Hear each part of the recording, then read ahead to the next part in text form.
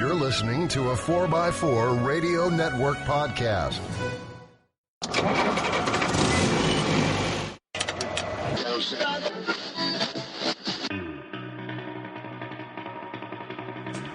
The Centresteer Podcast, a Land Rover podcast by Land Rover owners. Welcome to the Centresteer Podcast, the only Land Rover podcast on the planet. This is show number 45 for December 2016. Wherever you are and wherever your persuasion is, we wish you a warm and heartfelt happy holidays to you and your Land Rover. This is a podcast by, for, and about Land Rover owners. Visit our website, centresteer.com, that's in the British spelling, to listen to previous shows and for show notes, which have links to stories we discussed today and also in past shows. We're part of the 4x4 Radio Network, and I invite you to check out the other 4x4 related shows at 4x4radionetwork.com. Thanks for your comments, follows, likes on Facebook, Twitter, and emails. Special thanks to our Patreon subscribers. We now have 2 stickers available. I was able to get these small ones at a cheap price, and they're like window clings. So if you're a Patreon subscriber and you would like one of those, let me know. If you're not, go ahead and check out Patreon at patreon.com/Centresteer for details. And you can even make a monthly contribution to help out the show. I am your host, John Costage, here in southwestern Pennsylvania. It is December 18th, and it was bitterly cold the last few days, and it had snowed. I always like to tell you about the weather. I don't know why. It's my thing. Joining me, also from western Pennsylvania, via Skype this month is... I'm still Harold, and I'm still addicted to Rovers. Joining us from the great state of Texas, Laura Shacklett. You are with Texas Rovers, and later you're going to tell us all about SCAR. Yes. Which sounds very much like a Doctor Who thing, but that's another. Every time I hear SCAR, I think Doctor Who. You think of a Band-Aid. That was actually one of the SCAR shirts with the Band-Aid on it. Oh, there we go. And joining us from the other great state of Maine. Yeah, Jeff Aronson. And you are And I'm stranded on the mainland of the state of Maine because my ferries are not running today due to high winds. So I have to get 15 more miles across the bay, and I hope to be home tomorrow. The question is, when you get home, Jeff, tomorrow, because of the winds, will your front door be open? This is a very good question. The likelihood is that it has blown open given the direction of the winds. Right? Oh. Don't you have somebody on the island that can check on your house? Yes, and there are people who do as a courtesy. Oh, good.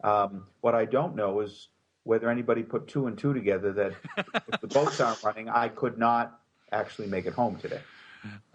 Jeff is the editor of Rovers Magazine. I suggest you check out. It's a free copy. You can get Rovers Magazine for free in North America, and it's also available online in a PDF version.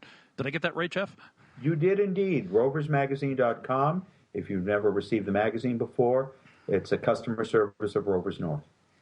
And kind of on a serious note, our regular contributor and friend Dave Carroll, he broke his leg, we talked about last month, and since then he was diagnosed with cancer. So our thoughts and support go out to him and his family. All right, let's start the show off with the news. First up is sales for Land Rover here in the great Republic of the United States of America. For November of 2016, JLR sales were up 19%, and in particular, the Jag XK... No, not XK, excuse me. I have XK. Every time I think of a Jaguar, I think of XK. The XE Sports Sedan and the F-Pace, Harold's favorite Jaguar, were up 217% for November. Land Rover US sales hit the second highest November total ever. And the Range Rover Sport had its best November sales, also up 6%. Things looking good for Land Rover and Jaguar. It's still the biggest issue for the dealer network, which is that they can't necessarily get as many vehicles into each dealership as they would like. I guess it's a good problem to have, right? It is a good problem to have, but it is not a common one that many dealers have had to deal with. So it causes its own levels of discomfort. For those who operate a dealership, everyone knows that the service departments are major profit centers for dealerships. And one of the dilemmas they face is if you don't have very many vehicles, then you actually don't have that many vehicles to service, which means your service department can't necessarily meet all of its goals. It's a challenge. Yeah, I think it's also frustrating to sit there knowing you could be making more money if you had more product to sell. Exactly. And yes, and having a larger customer base, which you don't have when you don't have that many vehicles. Right. well, it's certainly good. I was heartened to see Jaguar kind of rebounding a little bit. I know there's controversy about Jaguar having an SUV, but it seems necessary these days, and it's money coming into that particular model brand, and that's good for Jaguar. So that's good. Even though I'm with Harold, I'm not excited that they came out with an SUV, but Bentley's coming out with one, Porsche came out with one, so. But Jag's still on the map. That's good. Better than Pontiac and Oldsmobile, which no longer exists. Who you no longer see. And Hummer, ironically. Oh, that's true. Good call. Good call. Yeah, we just Harold and I watched a little bit of Wheeler Dealers, and they did the Hummer, and we brought that up. Yeah, that's right. All right. Next in the news, the Range Rover Sport Coupé. Saying that in, I guess, is that the European way of saying coupe? Actually, the European way would be Sports Coupé. was spotted in Germany.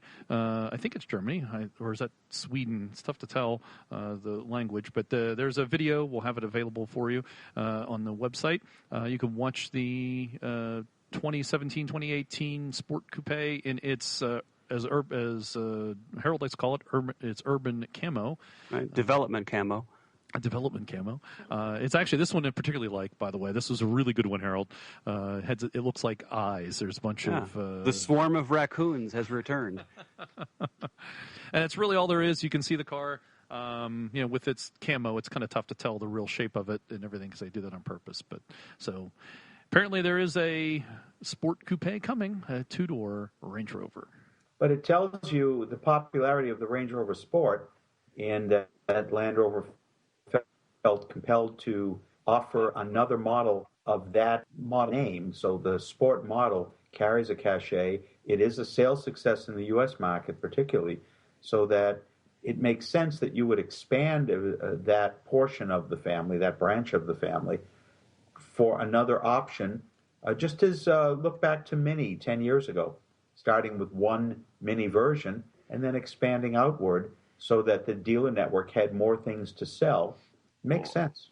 Or a little closer to home in the tradition, the original Range Rover Classic was a two-door, and then they expanded and added the four-door. And that was largely for this market. There was, remember, the factory four-door did not come out until it was determined that it would sell it in the U.S. Right. Next in the news, Land Rover wins High Court ruling to protect Defender name. Now, this only applies to Europe, but there's a Canadian manufacturer that has an off-road buggy, and they were applying for a patent in the U.S. Copyright for the name Defender, and they lost that. I guess lost is a strong word. I guess there was a consent decree between the two, and so this manufacturer, which is Bombardier Recreational Products, they will abandon the use of the name Defender. So Land Rover is, I guess obviously it's an important name to them, as we all know, and they're kind of holding that. They are staunchly defending the Defender name. Oh, you were waiting to say that, weren't you? How long did you were, Couple seconds. All right. JLR factory could be built on Coventry Airport runway. So that doesn't seem like that's all that interesting, except when you read the story. JLR's chief executive Ralph Spaeth announced last week he wants to build an electric battery manufacturing plant in Coventry. So that's the important takeaway from this story as well. Yeah, they're building on this former runway, but it looks like JLR wants to build an electric battery manufacturing plant. And if they're building a plant to make batteries, they're going to get into electric vehicles in a big way. Yep. And also in manufacturing news for Land Rover, they're going to build the new Discovery in Solihull and Slovakia. So they have announced that they are going to build the new Disco in both locations, and they built that new plant in Slovakia, and so there'll be this twin track production approach, as they call it, because of strong demand, and I suspect probably concerns about the Brexit. I suspect that's probably aspects of that. And that's interesting because Yes, the in status Slovakia. of the Slovakia plant, I was going to say the status of the Slovakia plant has been, I think, in question since the Brexit thing first started. So this at least tells you they're still headed with it. Right. It was its intent was for Jaguar initially, but it makes sense in many ways, particularly if the Russian marketplace grows. You now have eased some of the delivery issues if the Russian market recaptures its growth spurt that it had for Land Rover. And then you probably saw this in the news because it was not the news, excuse me, but it is an ad. They took the Range Rover Sport to the slopes and went down, I guess, in Switzerland on I'm not going to say the word because it sounds like I could swear, but it was the world-famous Inferno downhill ski race in a mountain village of Mern, Switzerland. And so they took a Range Rover. It was a Sport, right? Yeah, Range Rover Sport, and they drove it down there and turned it into an ad. Kind of I interesting. saw that. It's a sexy ad. It is. The beauty of it is that you have this vehicle that the majority of ownership does not necessarily associate with off-roading. It associates it with standing, with status. Its premium approach, its roadability, carrying capacity, and the like. But then you absolutely demonstrate it in the slickest way imaginable as a hugely capable vehicle, off-road. Well, it certainly goes to Land Rover's marketing, which I think has always been very top-notch, and kind of, I guess, continues in that path of showing off a vehicle's capabilities. You don't see a Mini Clubman doing that. You don't see a fashion model competing in the UFC octagon very often either. JLR won't buy Silverstone Raceway as previously planned. So it had been talked about for a while. They were going to purchase the historic Silverstone Raceway, but that is now out and not going to happen. I hope somebody buys it. It'd be a shame to see that go. Yes, I agree. It would be terrible. I can understand fully why it would just be quite a diversion of corporate money from the Tata Group too to invest in that. It's a side issue for both manufacturers right now. Yeah, it would be a big expense and maybe not give them the best benefit. Well, wasn't there some thought that the Jaguar was going to get back into some racing aspects, and this was part of that strategy, or am I confusing things?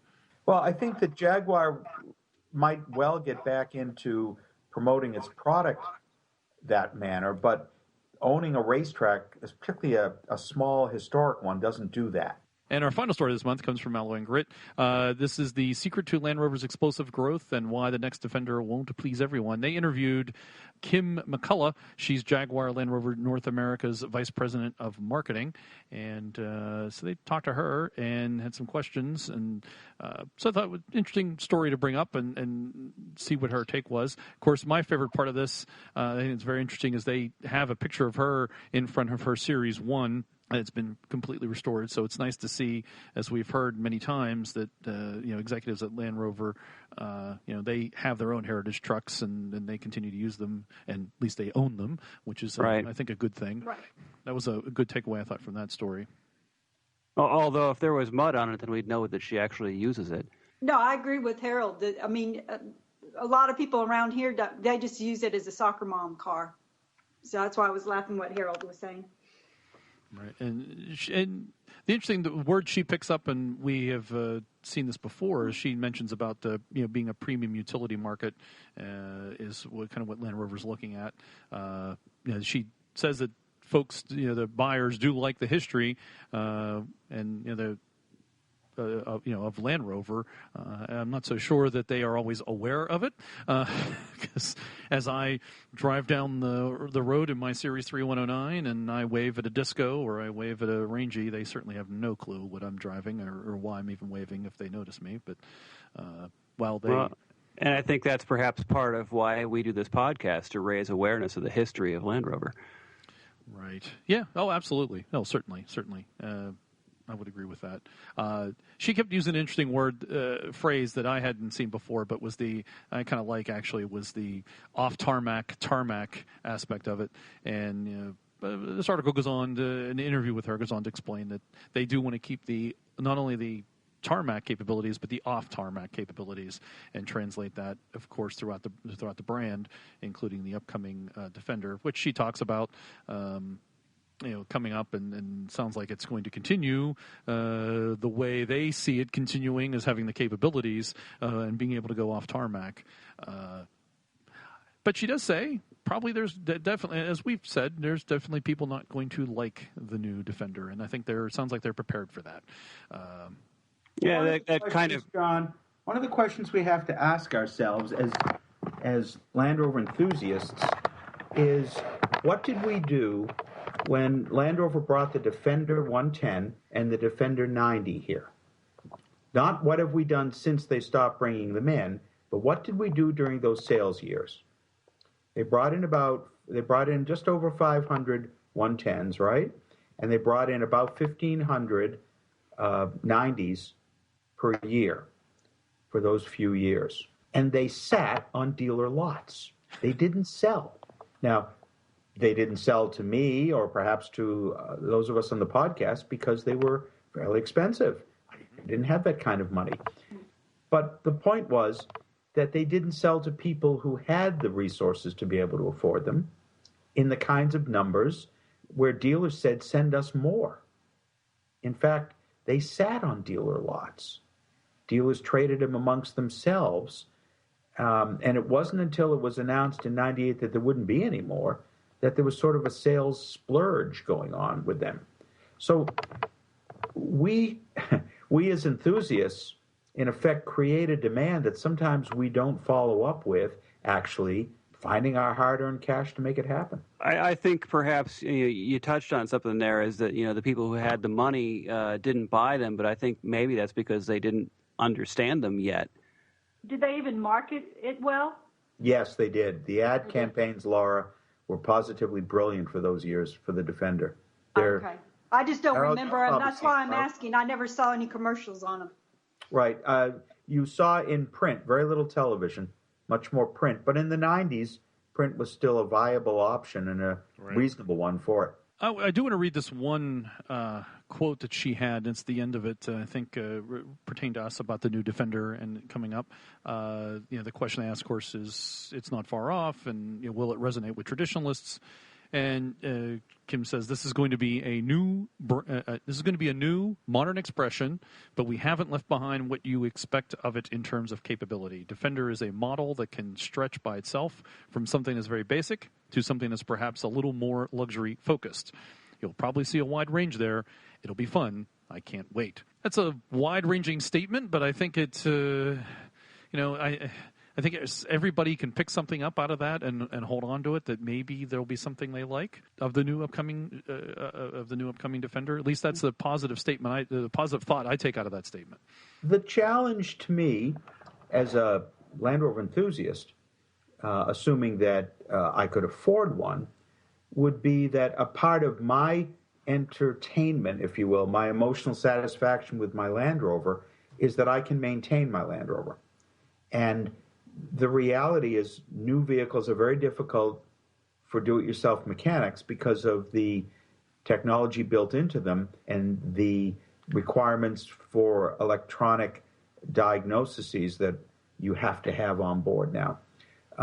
Vehicles simply have to do so much more to simply be sold anywhere. I have no question about the capability off-road of anything called a Defender. No question about it whatsoever. But a part of the off-road experience is field repairability. Now, new electronically controlled vehicles have less maintenance issues than old ones do. But when something goes wrong, the question will be, will you be able to diagnose and repair it such that when you're overlanding in one, you're not stranded? That's the sort of unanswered point to this, and my sense is it's going to be very hard to accomplish at the beginning But just as diagnostic scanners, handheld scanners, have now come down in price such that the enthusiast can buy one without opening up a shop to support it, I'm quite confident it will happen. And it may be that smartphone apps become our diagnosis tool more than our stethoscope, where we listen to tappet noise or something of that sort. That's a good point, Jeff, and it kind of, that's a thought that goes through my head quite often. When I get to a point where I need a certain machine to repair a certain vehicle, do I invest in that machine or not? And a lot of times, the decision is, well, I'm just not going to do that sort of repair anymore, because if I'm going to invest $20,000 in a machine, I'm a slave to that machine now. I don't own it; it owns me, because in order to pay for it, I've got to constantly be working that machine and doing jobs that frankly aren't the kind of jobs that really I enjoy doing, and I'm doing those just to pay for the machine that allows me to do them. Right. Well put. And I know several others in my industry that feel the same way. Sure. I know the same. I think what we're going to see, though, as we're starting to see now, is interoperability between a smartphone or tablet applications and the software in vehicles. You already see it happening. And if a vehicle can be controlled from a tablet or a smartphone through an app, then it can also diagnose through both. And that may be the point that allows us to still have an intimate enjoyment with maintaining our vehicle as much as we have with off-roading it and or driving it about and using it. I agree. I will tell you, though, just sort of the short answer on what's it going to be like. I guarantee that you're going to have to carry more than 6 spanners and a hammer. Harold, I have an 80-pound toolbox in the back of my 2A, and I take it on everywhere, whether it's a little trip around the island for work or this recent trip I took to New York. No, I get it. And that's a fairly comprehensive thing that should allow you to handle anything that your truck throws at you. But on the other hand, an 80-pound toolbox that fits in the back of an 88 is still a very small complement of tools. Yes. When I say 6 spanners and a hammer, I'm speaking figuratively, in other words. Oh, I understand fully. But a fellow like Bruce Fowler, who organizes the Maine Winter Romp, carries a multimeter and about 6 spanners and a hammer. Yeah. And he never seems to get stranded like I do. It's funny you'd say that, because I've had that opinion before. It seems like the more tools I carry, the more likely I am to need them. And I think our Land Rovers know that. You know that?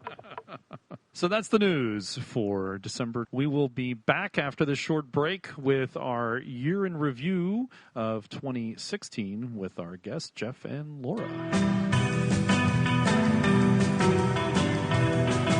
Welcome back to the Centresteer podcast, show number 45 for December 2016. And now we're going to do something new for the show. We're going to do year in review, I guess, for Land Rover. Well, I guess we're calling it year in review. Insert your own jingle here.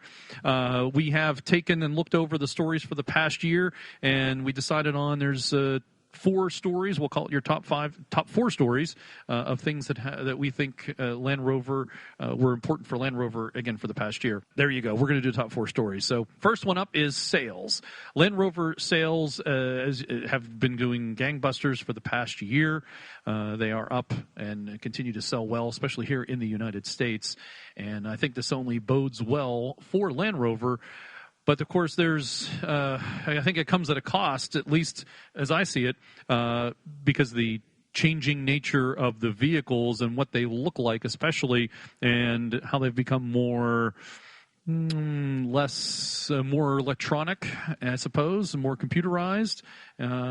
Sales are up. But I think they're pointing to a certain demographic that is changing who's buying the vehicles. And I think those of us who enjoy what we call heritage, not so much. It's overall good for the company, but I don't know that it's necessarily good for those of us who like driving and like the Land Rovers as they were.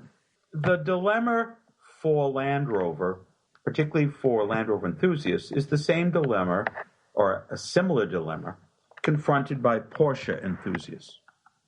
80% of Porsche's new car sales are its Pan America, its Cayenne, its Macan. So it's the SUVs and four-door sedans. Only 20% or so of the sales are the cars that we initially associate with Porsche, the Boxster, the 911 series, in other words. Porsche could not continue as a relatively independent company, could not produce the engineering required for the sports cars without the profits that accrue from vehicles that, to some, are outside of Porsche's orbit. Maserati came into the U.S. and discovered quickly it needed to produce an SUV in order to have a sales presence in the U.S. market.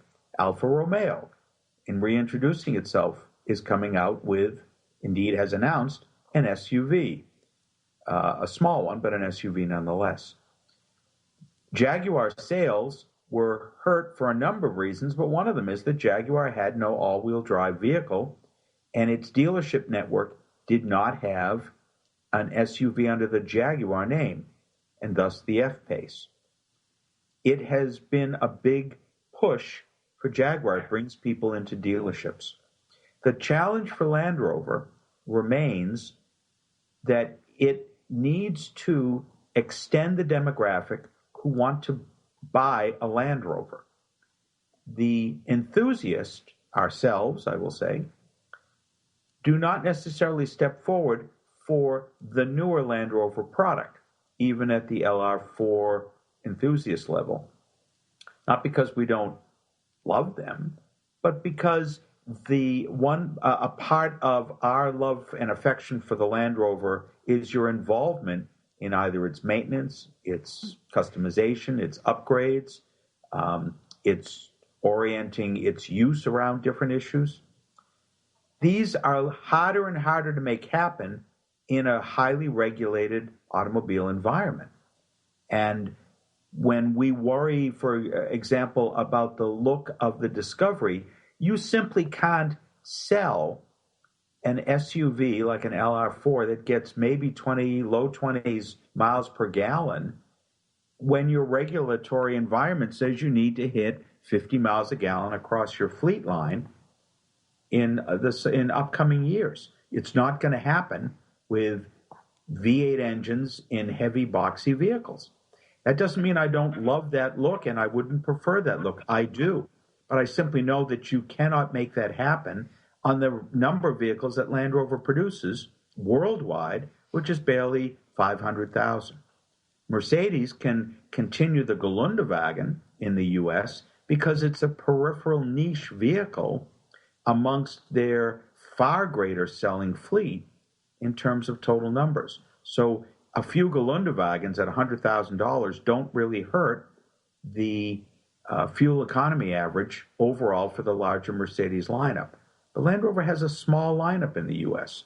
They're crowing right now because they're going to cross 50,000 vehicles over the course of a year. That just isn't very many when every vehicle has to give you some leg up on the fuel economy standards. Yeah, because the Land Rover's total share of the market in the U.S. is something like 1%. Is that right?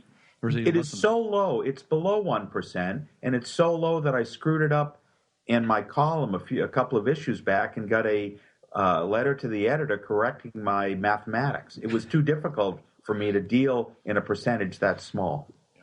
It's less than 1%. Yet sales are continue as well. You make a good point, though. The sales continue, and the name stays out there, and I guess it really does have to do with the fact of fuel economy, but there's still old vehicles out there, which is so we can continue. Especially those enthusiasts, we can buy the old vehicles. We'll just buy the 70% that are still on the road. Yeah, that's right. And Land Rover knows that we're going to do that. What it can't do anymore is to produce, if you will, a new vehicle and sell it in the U.S., even sell it in Europe, if it is fuel inefficient, overly heavy, and doesn't meet crash standards. As much as I love the body-over-frame manufacturing process for the purpose of being able to work on a vehicle myself, I recognize that it will not meet contemporary crash standards and therefore can't be sold. So, and it's difficult to produce because it's the time and attention to build the Defender in particular. It took a lot of man hours and it took a lot of time to well, yeah, with the Defender, but it's not just the body on frame aspect of the Defender that's difficult. It's the way the body is assembled piece by piece by hand on the frame. Mm-hmm. But compared with the Discoveries, the D1s, D2s, et cetera, that's a body on frame, but it's more conventional. The shell is assembled and then just dropped on the frame. It's less labor intensive. And I don't think either one of I don't think that necessarily body on frame equates to low crash worthiness, because I think the Disco is far more crash worthy than the Defender. But certainly the way the Defender's made, you can't do it that way and be crash worthy. Right, but to just open up the discussion a little further, the crash standards of the Defender, the Discovery 1 and 2, are not the crash standards that a new vehicle has to meet. They're more extensive now. You are correct, but I don't think necessarily that being body on frame would put you out of that club. It's difficult, but I think it's still possible. Well, that may be the case. You may be absolutely right on that. That's where the issue of body on frame and overall weight becomes a problem. Right, weight, fuel consumption, that sort of thing. Definitely, that's where the body on frame puts themselves out of the market. And the other dilemma for Land Rover is the ever-growing increase on the number of airbags and the cocoon protection required on the interior of a vehicle. Yeah. I love the fact that the Discovery 1s and 2s, Range Rover Classics, are relatively narrow, certainly narrow in an American sense. And part of the beauty of that is when you are off-roading in woods or tight trail situations. But you can't actually make airbags that will work in that narrow environment. You need a bigger vehicle. Right, you need space for them to deploy. That's exactly it. So, these are the issues that the rational side of Land Rover has to confront. Emotionally, again and again, I'm struck by how many Land Rover executives that I meet at various auto shows and the like will have, so let me step back. They are present at an event because they have helped engineer, design, or been in overall charge of the redesign of a Land Rover model. But again and again, we each will pull out a phone, and on their phone will be a much more heritage-oriented Land Rover that they have as their pleasure vehicle, if you will. They recognize the difference. They are truly enthusiasts. Highlight is the extraordinary sales success of the Range Rover Sport. I was unaware of that one, actually. I didn't pay attention. Oh my gosh, John, read through their numbers that they send out. The Sport is really, in many ways, the largest selling model at the moment. It has just struck a chord with buyers who may not be off-road oriented, but should they choose to take a Sport off-road, they'll find it hugely capable. But this is a vehicle that otherwise has the on-road handling and accelerative capabilities of any luxury high-performance sedan. It's an amazing product, and it has really sold well in the U.S. And I think one of the reasons for that is that I think buyer mentality is that it's more Range Rover than the Evoque, but it's still cheaper than a full, proper Range Rover. It's also smaller, which helps. Yeah, it is smaller. But Laura, weren't there a couple of Range Rover Sports, older ones, at SCAR last year? Yes, we do. We have a few Range Rover Sports, and I think we even maybe had a full-size Range Rover at our event. Right. And it is amazing because the Sport is every bit as capable as any other Land Rover model. It's extraordinary to watch it perform that well. All right, next on our review of the past year for Land Rover is vehicles. So Land Rover came out with the Disco Sport, which here in the U.S. Replaced the LR2 and the Freelander around in the rest of the world. And they announced the Disco 5 was announced just in the past couple months. That's coming out as a next year model year. And, of course, they've started to shop and discuss, as we talked about in the news just a few minutes ago, the Range Rover Sport Coupe, or Coupé, is coming. So all these models have come out. They've completely redone, as we've seen for the past couple of years, they've completely redone the whole lineup. And, of course, we know the Defender's coming up as one of the families. And they've moved into this, I guess as a recap, too, they've also moved into this family structure where you have the Range Rover family, you have the Discovery family, and then the Defender family, and they've completed this year the Discovery family rollout. And so the Disco 5 seems to be somewhat controversial, at least for me, but it's good that they're refreshing models and bringing them out and updating them. The 5, to me, it kind of fits that new style that they're having, which to me is less Land Rover-y, if that makes any sense. It's not as boxy as I was hoping it to have, and that the raised roof in the back is so minuscule you have to use a magnifying glass to see it. And then they've kind of changed some other things, and it's, I don't know, it doesn't seem to me doesn't feel Land Rover-y to me, but. And I think you should have the Range Rovers look like Range Rovers, but the Discovery shouldn't look so much like a Range Rover. You should have a distinct style for each one.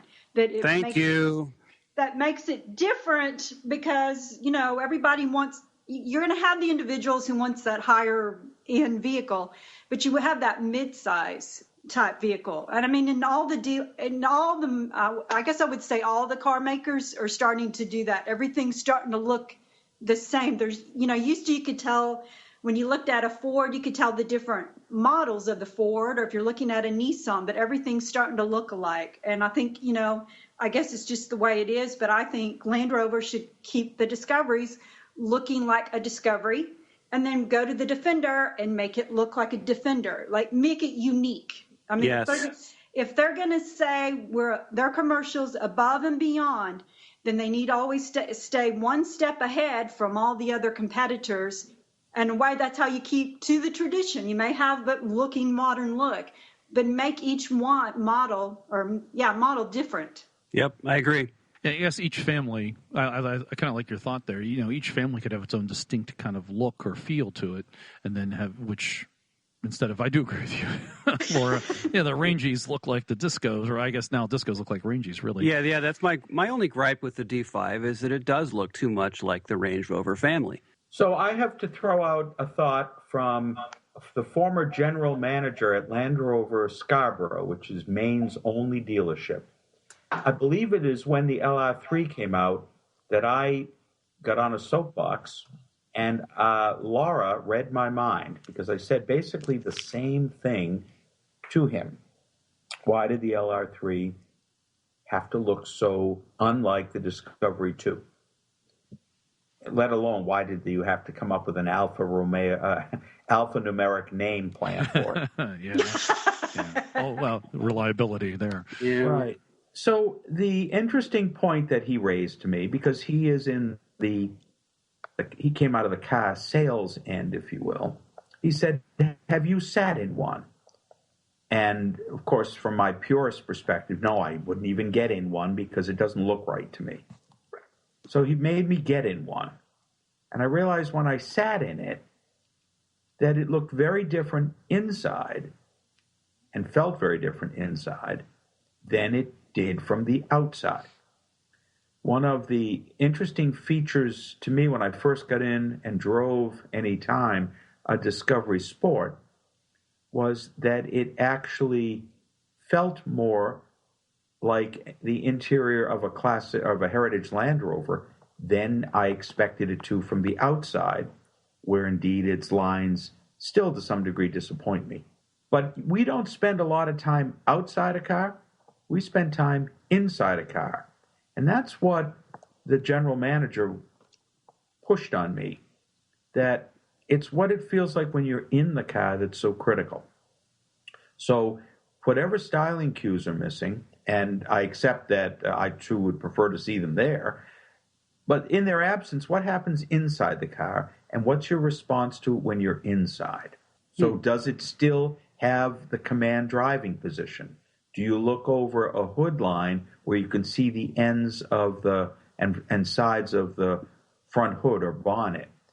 When you peer in the rear view mirror, or we are now forced to look at screens, do you have a strong sense of where the end of the car is? Can you center yourself on a trail with that vehicle? That's the interior part. And it is interesting to me it'll be interesting to me to see what the new Discovery has as a feel for the inside. Land Rover is launching for the press in the U.S. an event at the end of February, early March, and I'll be going to that. And that's where they're actually going to give us a chance to drive on-road and off-road over a few days the new Discovery. So far, it has been launched visually at the Los Angeles Auto Show, right, John? Yeah. And then there were some journalists, both in the U.S. and all of Europe, were able to go to Scotland and have some off-road and on-road driving time through the Land Rover Experience School in Scotland. But the U.S. one will be at the end of February, and we'll have a chance to see if they're able to give us that feel, whereas the exterior of the car does not give you that feel. Interesting point. We were at Harold and I went to the Vintage Grand Prix, plug that, this past year in Pittsburgh, and there was a Disco Sport and sat in it. And I take your point about sight lines and having that command driving position. I think that was there. But the impression I got sitting inside was just like I get from the outside. It's just like every other vehicle that's out there. It had the same kind of feel to the materials, which is good quality, admittedly, but the layout and John, as an aside, if I could, you said you went to the Vintage Grand Prix. Yeah. So I'm a Triumph Spitfire owner, right? Yes. So I just made a 400-mile trip each way, 800-mile round trip to visit in my Series 2A to visit friends in Connecticut prior to Christmas. He is a car buff, and he went and bought himself a brand new Mazda Miata, of which he's thrilled. The Club Sport version, so he's more thrilled even. Ooh, there on the dashboard, he is forced to have a touchscreen that has to stay up on his dashboard. Mm-hmm. Why? Because you're required to have that camera capability. The rearview mirror, the rearview camera, These situations to me are not ones that the manufacturers have necessarily asked for, but the ones they're stuck with. If you have to put a rear view camera on a Miata when all you have to do is turn your head and look behind you, it's not that big a car. Right. So the interior designs cannot be as unique as they once could be.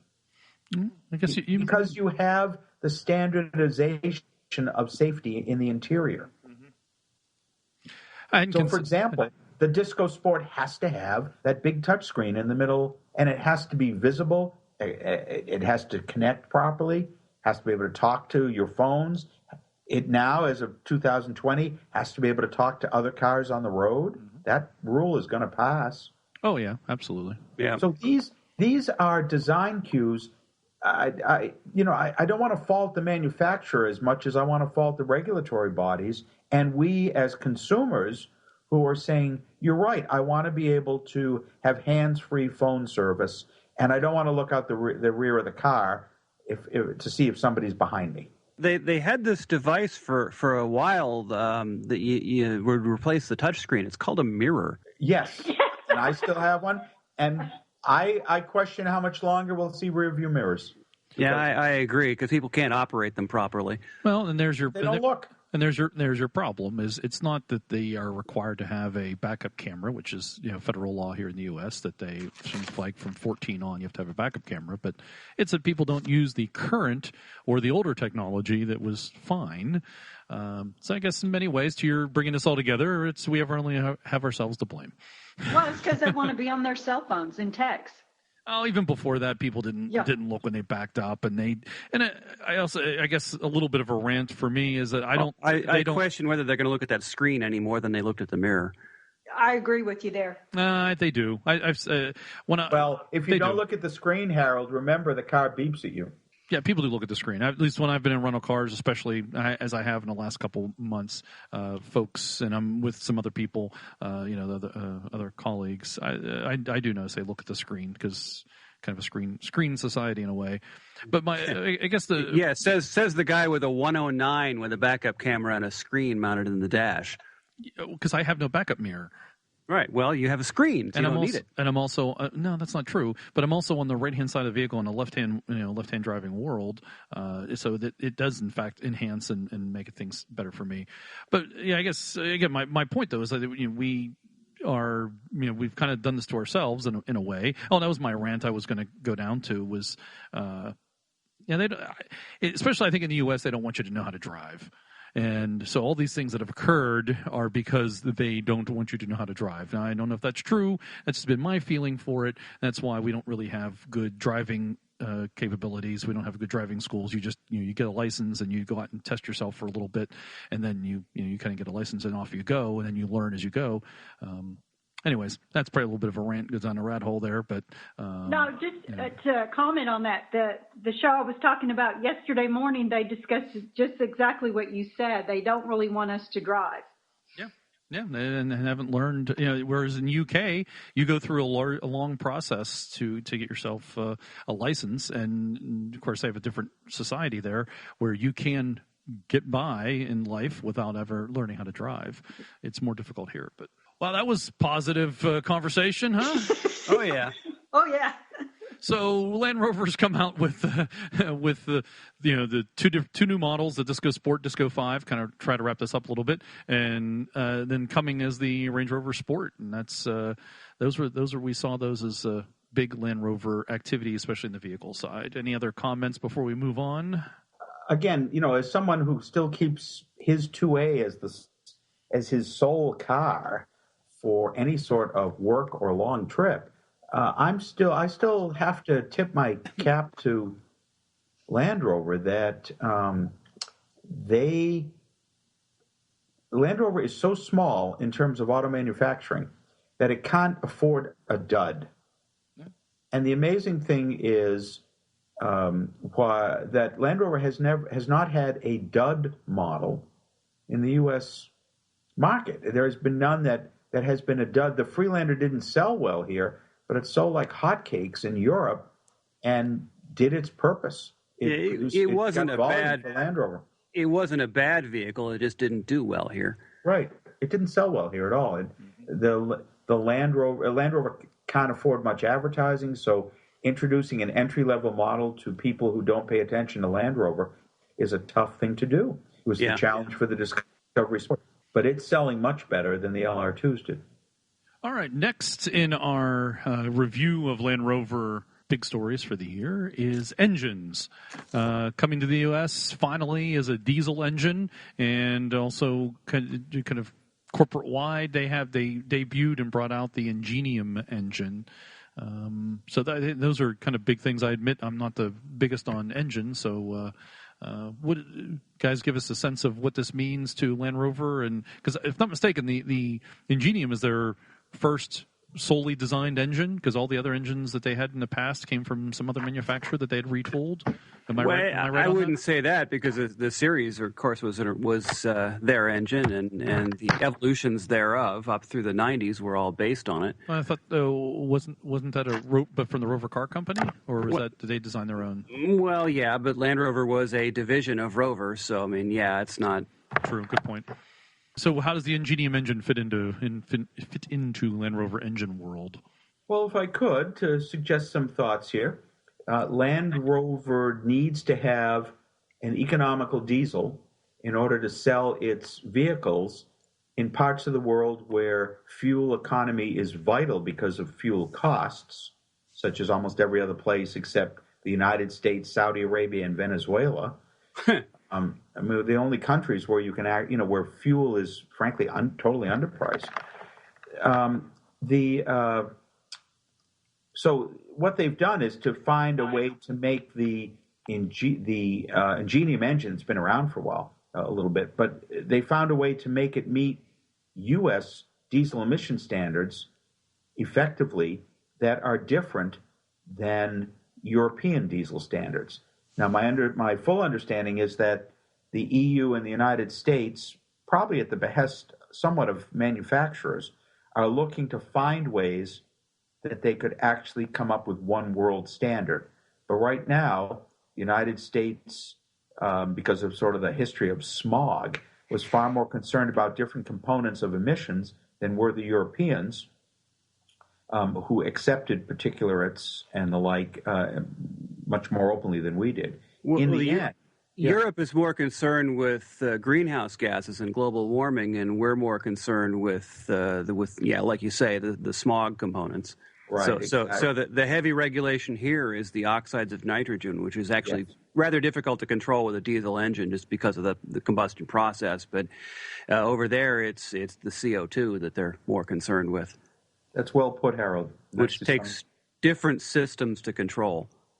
Right, and there's one other component. I had the good fortune to interview the head of the diesel program for the U.S. market over in the U.K.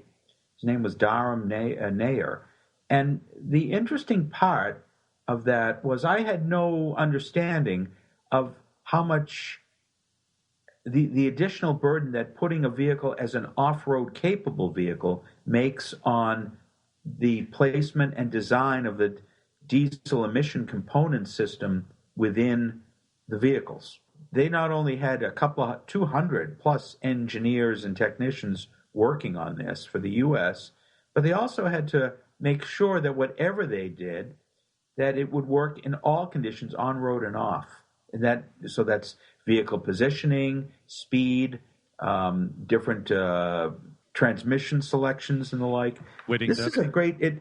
I marvel at just how complicated it all is, because I don't think of those things in my Series 2A.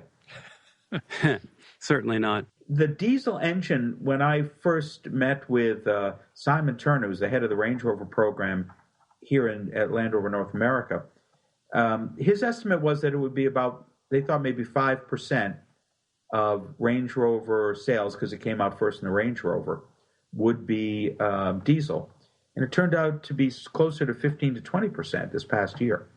So it's been a real surprise and a great sales success for them. Having the smaller Ingenium engine lets you go to diesels for the Evoque and Disco Sport.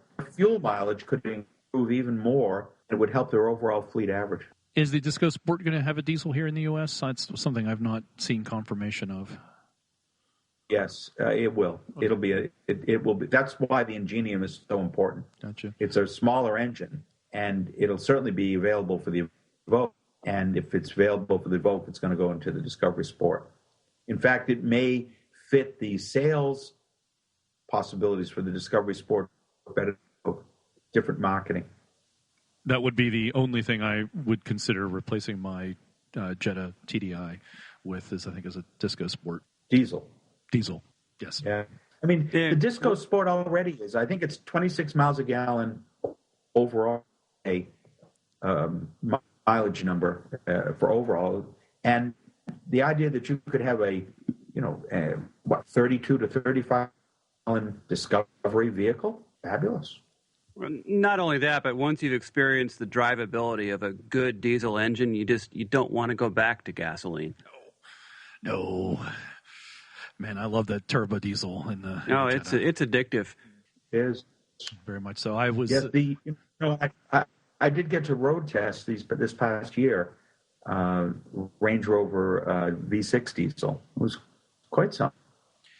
I can actually squeal the snow tires in my turbo diesel Jetta, Jeff. could squeal the ones on my 2A, John, but only if it's stuck in something. This is coming off the line at a traffic light. I can bark up the snow tires in third gear if I'm really, really working at it. That's fabulous. Oh, yeah, well, so I mean, great torque. See, the torque for off-roading can't be beat. Yeah, and torque is what matters. Horsepower is meaningless. Right, exactly. And I take it that manuals are out for the U.S., right? I think that's kind of a foregone conclusion, right? We're all going to be all automatics here. I'm afraid for mission purposes, it has to be. Yeah. There's, if you bring in a standard transmission, you actually have to EPA certify it separately from the automatic transmission. So it's an expensive, exhaustive maneuver. For what percentage? I mean, Jaguar, at least you can get a stick shift on the true sports car. Right, but you can't sell it. You can't sell enough Land Rovers with manual to justify the cost of certifying it. That's my feeling.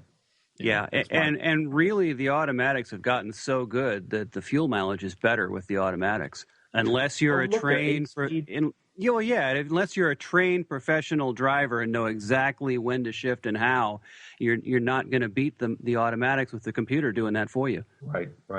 And they're 8 and 9 speed now, so they're right. So you always don't even notice the shift, and it's always at the right speed. And yeah, again, it's not my preference. I will keep all 3 of my vehicles that I currently own have a manual transmission, and I will keep those ancient creaking vehicles going precisely for that reason. But I understand fully the challenge it presents for the U.S. market.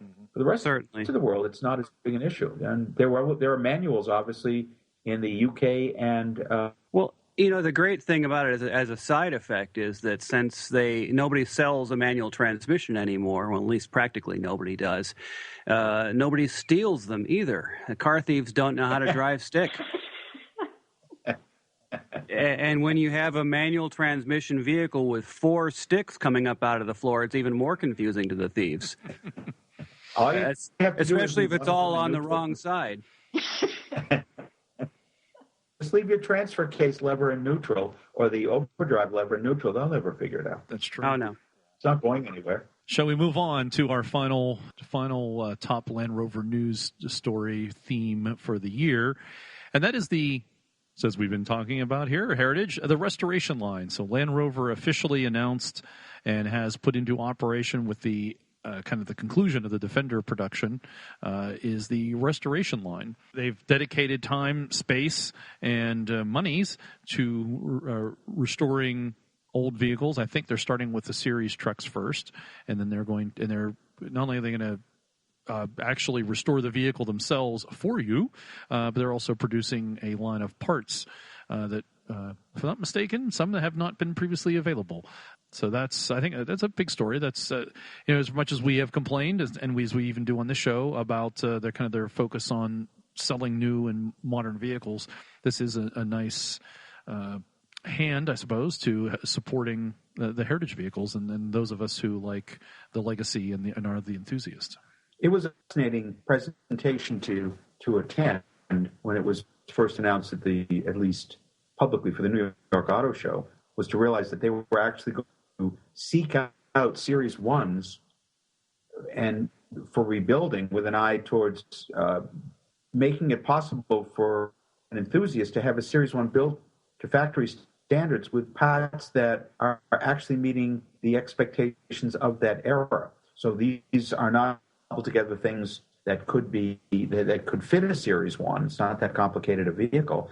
But where parts are not available, Tim Hannig, we actually want to get those parts remanufactured, made again, so that the right part is available. To care about the Series 1 at a time of, again, relatively limited resources is a big step to do it. We were lucky that, in effect, Jaguar had that XKSS series to continue, and because it really was the one that allowed both arms of this combined company to have a quality heritage program of that nature. It's count. I mean, I would love to see one. I have not seen one in person that has been rebuilt. I've only seen photos of them, and just to know how many of the people who worked on the last of the Defenders asked to have jobs working on rebuilding, remanufacturing these Series 1s. You have an awful lot of knowledge that was captured and kept within the company because of that. It's a great program. I think what's really cool about it is that, I mean, one of the things that I really like about Land Rover, and I think it's true for a lot of us, is that Land Rover is relatively well focused on their heritage and arguably better than most companies, because you can still get parts for most of the old stuff. And maybe it's not all genuine, but some of it's aftermarket. But I mean, there's a fair amount of genuine parts still available for the old ones. However, the Series 1, I mean, there's a big difference between the Series 1 and the Series 2s, 2As, 3s, et cetera. And the coverage of parts for the Series 1 is far less than the other series. So it's really nice to see them put that focus into the Series 1 to get that rolling. Because it's nice to... Yes, that was well put, Harold. Yeah. I mean, as a Series 1 owner, well, it's a project at this point, but I'm accumulating parts, and the parts are a little difficult to get. So it's nice to know that, with this program, there's going to be more parts availability for the Series 1s. Is any of that unobtainium? Are there going to be parts that were never available? Do we know that? Yes, for example, I'll give an example because I mentioned it when... interviewed Tim Hannig, who runs the program. I was describing my concerns about the fact that I didn't have a spare light ignition key unit for my 2A. It's essentially similar to the one in the Series 1. You can get the ignition tumbler, but you can't get the rest of the unit. Nobody makes them anymore. I know that there's a few new old stocks around. There was a little bit of remanufacturing done, but can stock them per se. And Tim said that's exactly the kind of thing. We don't want to have one that might fail on some. So that's the kind of part that we need to look at getting remanufactured such that you have a new part, fits and works just like the old one did, but being new, you can expect it to last. Harold, why do you love your Series 1? Well, I don't know that I would say I love it any more than the others, but I mean, the thing I like about it is that it is different. I like things that are different. I mean, that's kind of part of why I'm into this stuff, is because I'm the guy in town with all those crazy, weird Land Rovers. I drive an ex-military ambulance as my shop truck. So the opportunity to have a Series 1, oh, yeah, definitely. I'm all over that. Is yours 80 or an 86 inch? Mine is final year. It's an 88. 88. So it is the last one as well. I love the flat ab side of those. On the early ones, I love that little curved bucket seat that you got. Yeah. Everything's just a little different. And once you become complacent with the series truck, this is a chance to be different yet again. Right. And that 1.6 motor. I mean, that I'm not doing. Actually, mine is mechanically Series 3, and the engine is a Benz diesel. So no, it's not a true Series 1. It just looks like it. Got it. Okay. All right. I like the original door. I just think that door handles. Yeah, I like the original too. And if you ever find a 107, Harold, that needs a home, you'll let me know. Okay. You'll be second on the list. Good. That's good for our podcast listeners. Anybody got a 107 sitting out there? I think you might have found a buyer or two. You have. Good love one. Both of us. And there's one more story that I can't believe we all missed, and we hinted at it, that is probably, for us especially, is the biggest news for Land Rover in the past year, is the end of the production of the Defender. It was an amazing event, and the fact that Land Rover actually put the time, energy, and money into celebrating the vehicle while they were ending production of it is extraordinary.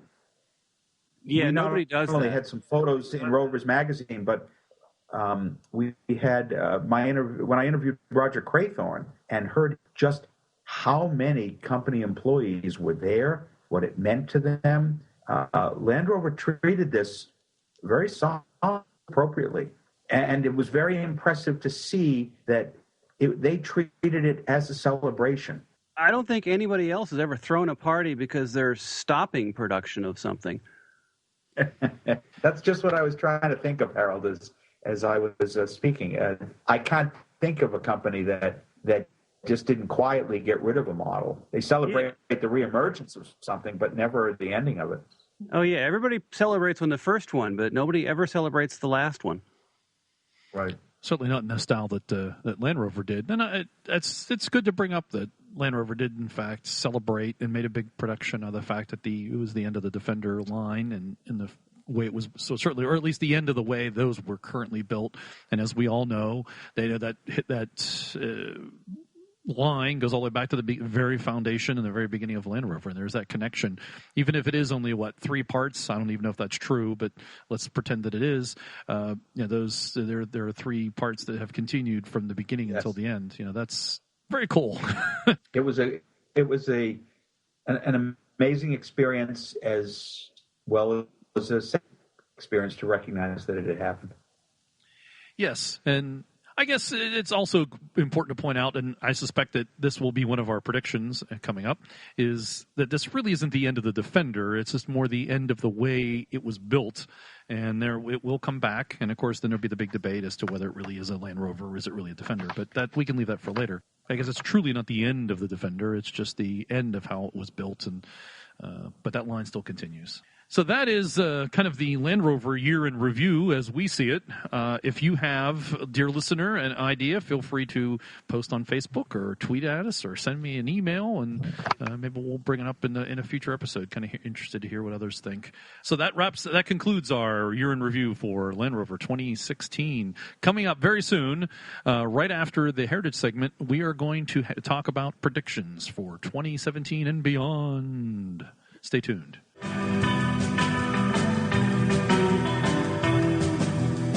It's time for Morgan, all the way from the Green Mountain State in Vermont, to talk about Range Rover classic gearboxes and transfer cases for our Heritage segment this month. Take it away, Morgan. Thank you very much. This month, we continue the technical deep dive into what we now refer to as the Range Rover Classic.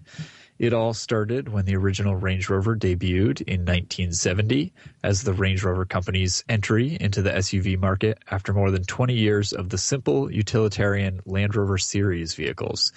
We've already covered how the chassis, suspension, wheels, brakes, and axles set this vehicle apart in terms of comfort, as well as on and off-road capability from those Land Rover series vehicles and where they remained similar.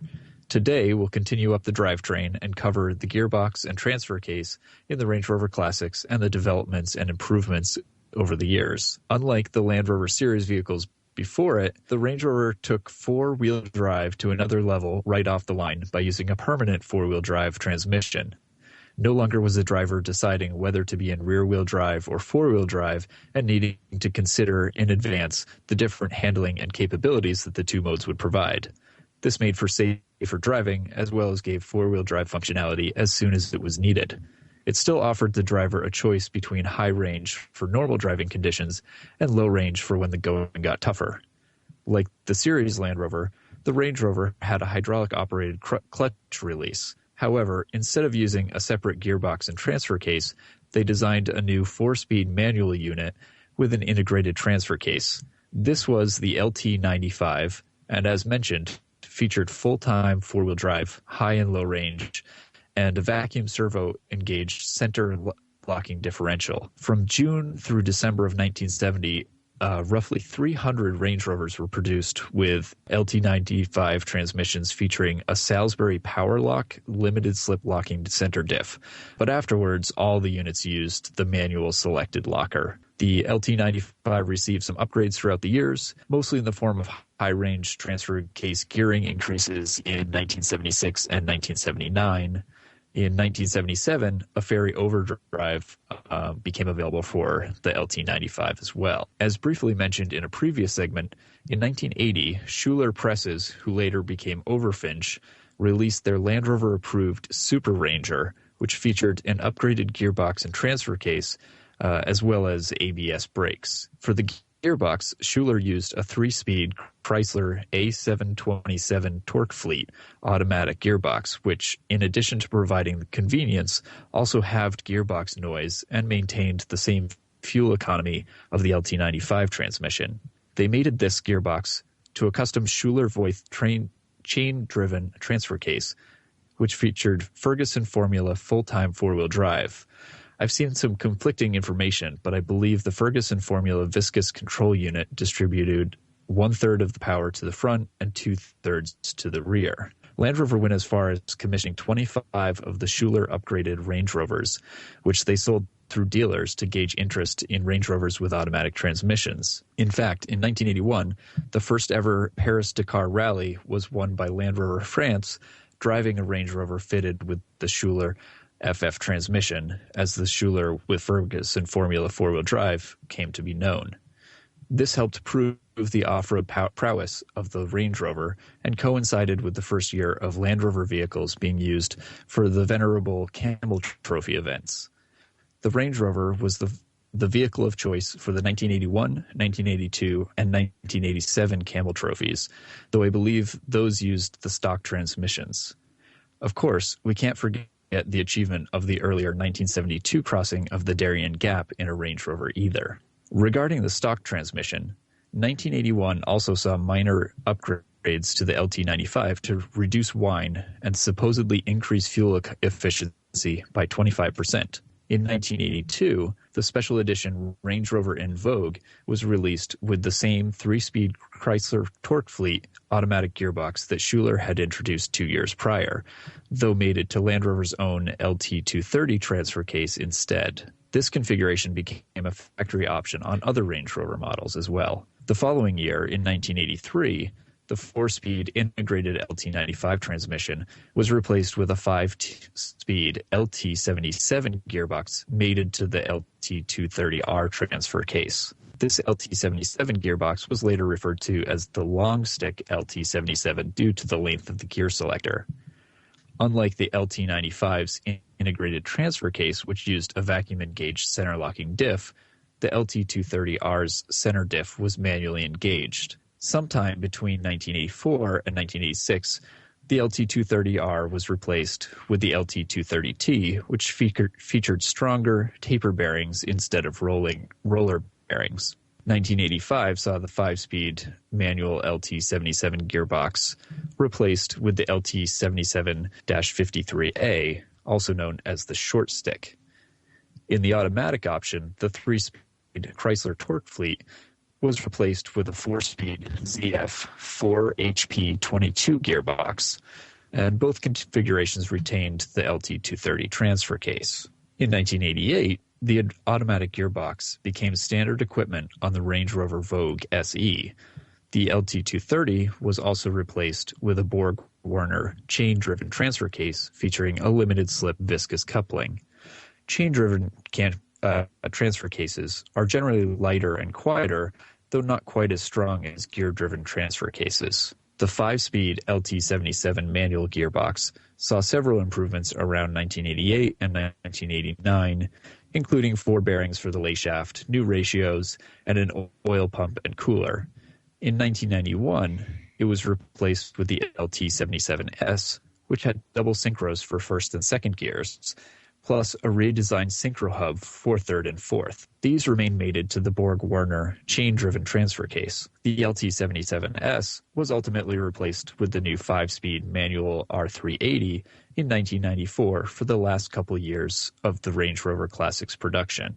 While this brings us to the end of Range Rover Classics gearbox and transfer case history, there are some upgrade and modification options to take into consideration. For those models fitted with the LT230 transfer case, roughly 1983 to 1989, there are some gear ratio change kits available.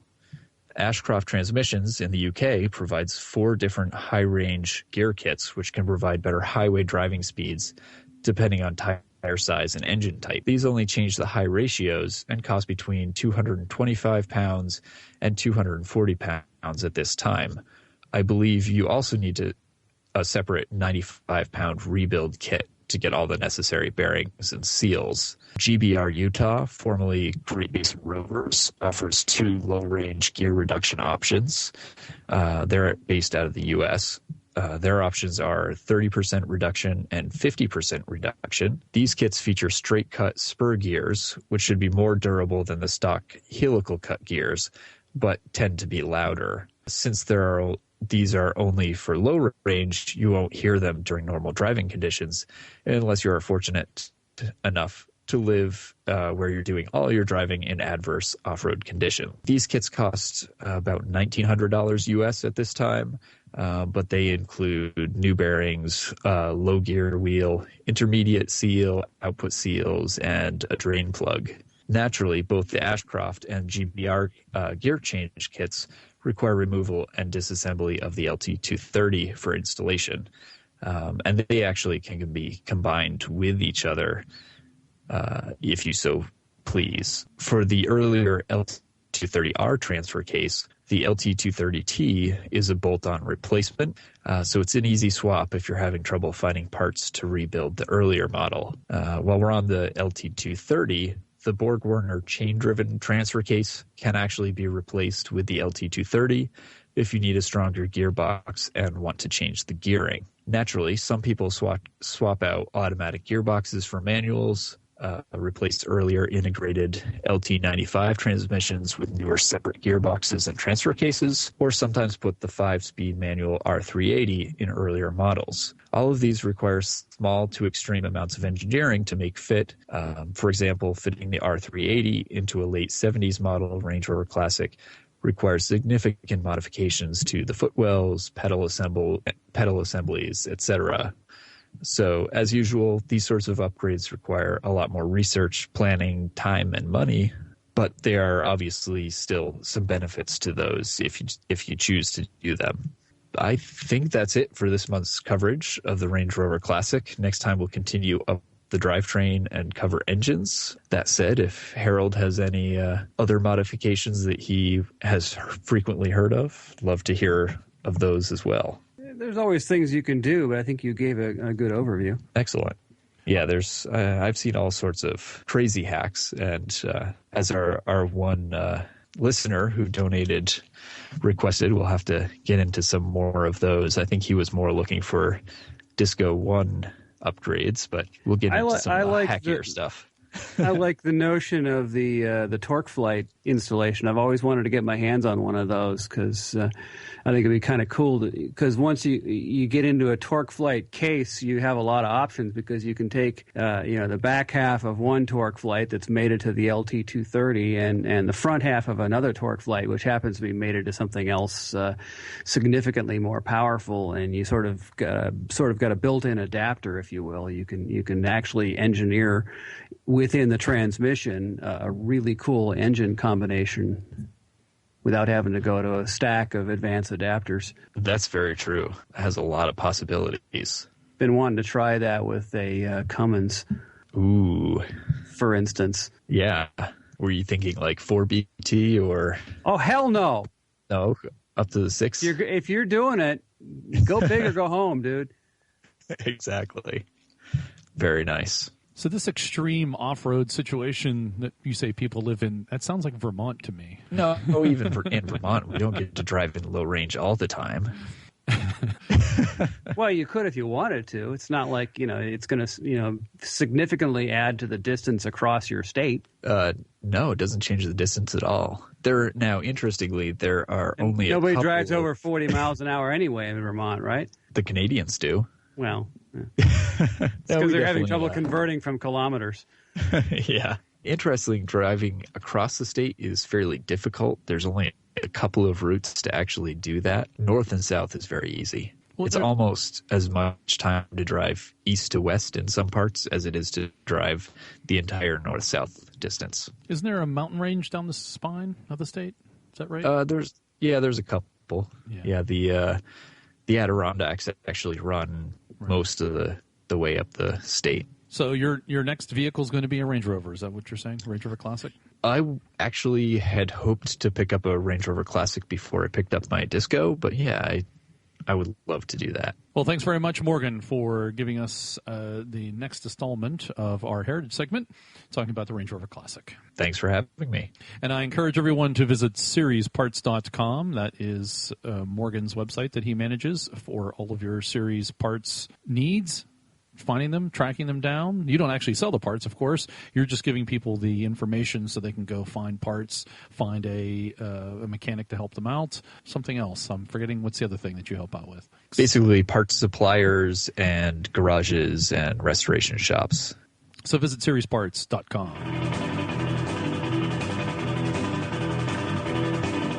Welcome back once again to the Centresteer podcast. This is show number 45 for December 2017. I keep saying that because, I don't know, I just want to make sure I know what month we're in. And coming back to the show, we want to talk about predictions or ideas, thoughts for the upcoming year, and just kind of generally throw it all in as predictions, and maybe even some New Year's resolutions, I guess, thrown in there. And we have three big, broad swaths that we'd like to talk about. And the first one we're going to take is Land Rover is moving, as you've heard when we talked in the news, an earlier story, they talk about moving more, I guess, upscale, luxury, and using increasingly more technology into the brand and using more premium tools and more premium quality products. And then there's even discussion as to whether they need to compete with Bentley with their coming out with their new SUV. So Land Rover seems to be, certainly here in the U.S., has always been considered, I think, a luxury brand. It's continuing with that, and they have the Range Rover. They just this past year came out with the autobiography edition here in the U.S. I don't think it had been in the U.S. before. Am I right or wrong on that one? And so you can spend as much money as you want on a Land Rover, and they'll happily take your money. So it certainly seems that they are in this luxury band and seem to continue to push that and move up, and even I think you see that with all introduction of the new family models that have come into play. So I guess that's the prediction. Is there I think you're going to continue to see, and maybe even with a new Defender coming in, it's going to be a little more luxury than it certainly had been in the past. Well, John, I'd like to introduce the thought, because I think it's consistent with what Land Rover has articulated, and that's that it is less an issue of how much luxury, but it's really an issue of retaining Land Rovers as premium product. Harold, you go back to your days of your 107s or the first Series 2's 109s. The price tag on those compared to, say, a Jeep of that same time period was almost a $2,000 differential, which in the 1950s and early 1960s was a staggering climb. Oh, yeah. That's a lot of money back then. It was a lot of money back then. And it certainly hurt sales in terms of the idea that I want a utility vehicle, but it also signaled where Land Rover intended itself to remain. It did not discount the vehicle in the U.S. Land Rover didn't really alter and sort of make a U.S. version to a cheaper premium standard.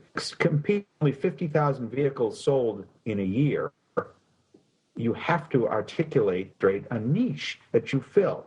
And the niche that Land Rover has filled so well is that of a premium SUV, one that will do a great deal more than just transport you off-road or hold a lot of gear. It is a vehicle that has so many multiple capabilities, all of them, frankly, at a premium level. We consider to be premium as a group of automotive consumers elevates itself every year. John, you were just saying earlier in a conversation, been on the road a great deal for work, and that you've rented automobiles. Is that right? Yes, correct. Yes. So when I the same for other job assignments, I know that when I go into a national rental car chain and I have already reserved the cheapest possible base model, that what is a base model today is nowhere near as base was even 10 or 15 years ago. And that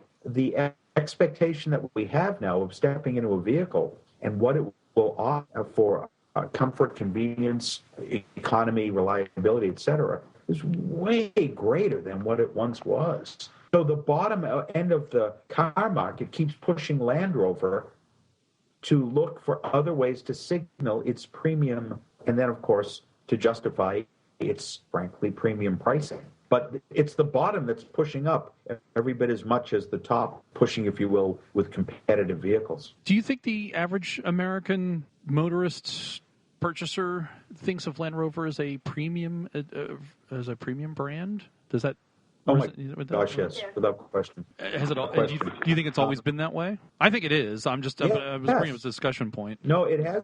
One of the one books that I came across and picked up was a series of road tests of Land Rovers from the 1960s, 70s, and the pricing to Americans just made no sense. Why is a vehicle with hammers on the outside panels costing, frankly, twice as much, 2.5 times as much as a competitive Jeep or Scout? How do you justify this with a vehicle where the seats are not adjustable, or the or there's one interior and then 5 colors? That's all. Land Rover created that premium very early in its production, and for the U.S. market, I think understood that it would have to accept that would be a role it would have, partially because of the British pound and the structure of the pound sterling, and partially because I think it had no choice but to, for the way that it was manufactured and engineered. Don't you think it also has hurt them, though, here in the U.S.? Because that is, by placing themselves as a premium or luxury brand and higher up on the scale, I think there's an expectation of having better reliability, and that's always been one of their Achilles heels, is the reliability. Hence the reason for the renaming of the Disco and the Freelander, to try to get away from those names here in the U.S., and they only changed the names here in the U.S. to get away from that reliability. I think they have probably a misstep, maybe, is trying to have that greater reliability along with that greater sense of quality that they're trying to push in their marketing and in just in the general selling of the vehicles. And I think it's been a challenge for them, I think, in that aspect. Is the reliability, I think, has been a problem here. I was just going to say, I think there's some confusion amongst the general public in terms of the difference between, number one, luxury and premium. Because they don't necessarily mean the same thing. Something is luxury because it has lots of creature comforts and fancy features, but premium just means it's built to a higher standard. And the other thing is that, and John sort of went there with this, and it's got me thinking, the difference between reliability and durability. And again, if you're built to a higher standard, things are designed to be more durable. That doesn't mean things don't fail, and that hints on the reliability. And where Land Rover has had some reliability problems, durability of the individual parts has been their strong point. And I would like to suggest and John, this is really where your observations are so spot on. It's the American market that has caused so much trouble for Land Rover. Remember, the original 3.5 V8 had problems at a couple 100,000 miles if you didn't do oil changes because the camshafts would wear. Otherwise, it was just an underpowered engine for the U.S. expectation at that premium price level, which is Harold's point. It's when they had to bore that engine out that the manufacturing processes made it difficult to have a bored-out linered engine with the durability that Americans expect with low maintenance schedules. Harold, you're in this end of the business more than I, but the Land Rover service techs at the main dealership complained about Land Rover having to change the service requirements to meet the sales expectations of people. I've heard that before. Technicians did not want to see 15,000-mile oil changes. Yeah, I don't like it. No. But you're competing against other companies who specify that long of an interval from a sales standpoint. You have to. That's right, and that's just where the market pushed Land Rover in directions that, in a way, it didn't want to go because it doesn't have these issues with its preponderance of diesel engines in the same time period in the other markets. So we're this sort of giant Saint Bernard that wants to sit on your lap. You love the dog to death, but it really doesn't. it causes its own problems because of the requirements of our marketplace. Now, Land Rover, admittedly, has chosen to play in that marketplace. I mean, they're the ones who have to tackle this. And they've gotten much better over the last, say, certainly 5 years, maybe 10. They've definitely gotten better. Oh, you don't hear of people having issues with the LR3s and LR4s at the engine and drivetrain side that we used to hear about with the last Discovery 2s. And this is also when I get to tell my other fun story that I hear all the time. My friends still always say, "Hey, how's your Range Rover doing?" I'm like, "It's not. I don't own a Range Rover. I own." Yeah. It's like But that goes to Land Rover when they split that off in North America here, and they had they got rid of the Land Rover part and they just sold Range Rovers. And the amusing thing is that when they say "How's your Range Rover," they're actually referring to your ex-military 109. Right, because they don't. Right, but they don't know any better, and I understand that, and I use an opportunity to educate them if I can. Yeah, it goes to this whole point of this. Land Rover's positioned himself in certain way, in a way here in the U.S. in a certain way, and then has the way they've done it over the years, and it kind of goes all the way back to when they exited the market for the Land Rover, and they just left the Range Rover in, and then it was always it was a Range Rover dealership. You didn't go to the Land Rover dealer and then buy the model Range Rover. You went to the Range Rover dealership, and that's. For some reason, it's been 40 years, 30 years. People here still think of that. And I think also for people who really just don't pay attention to cars and aren't car people, I think the Range Rover brand is just more visible to them than the Land Rover brand. It's much more premium and more noticeable, more of a status symbol. So I think that sort of sticks in their mind. So I guess the takeaway from all this is we now need to say the word premium and not luxury. Okay, to sum it up, sure. Sure, it sounds as good as any, right?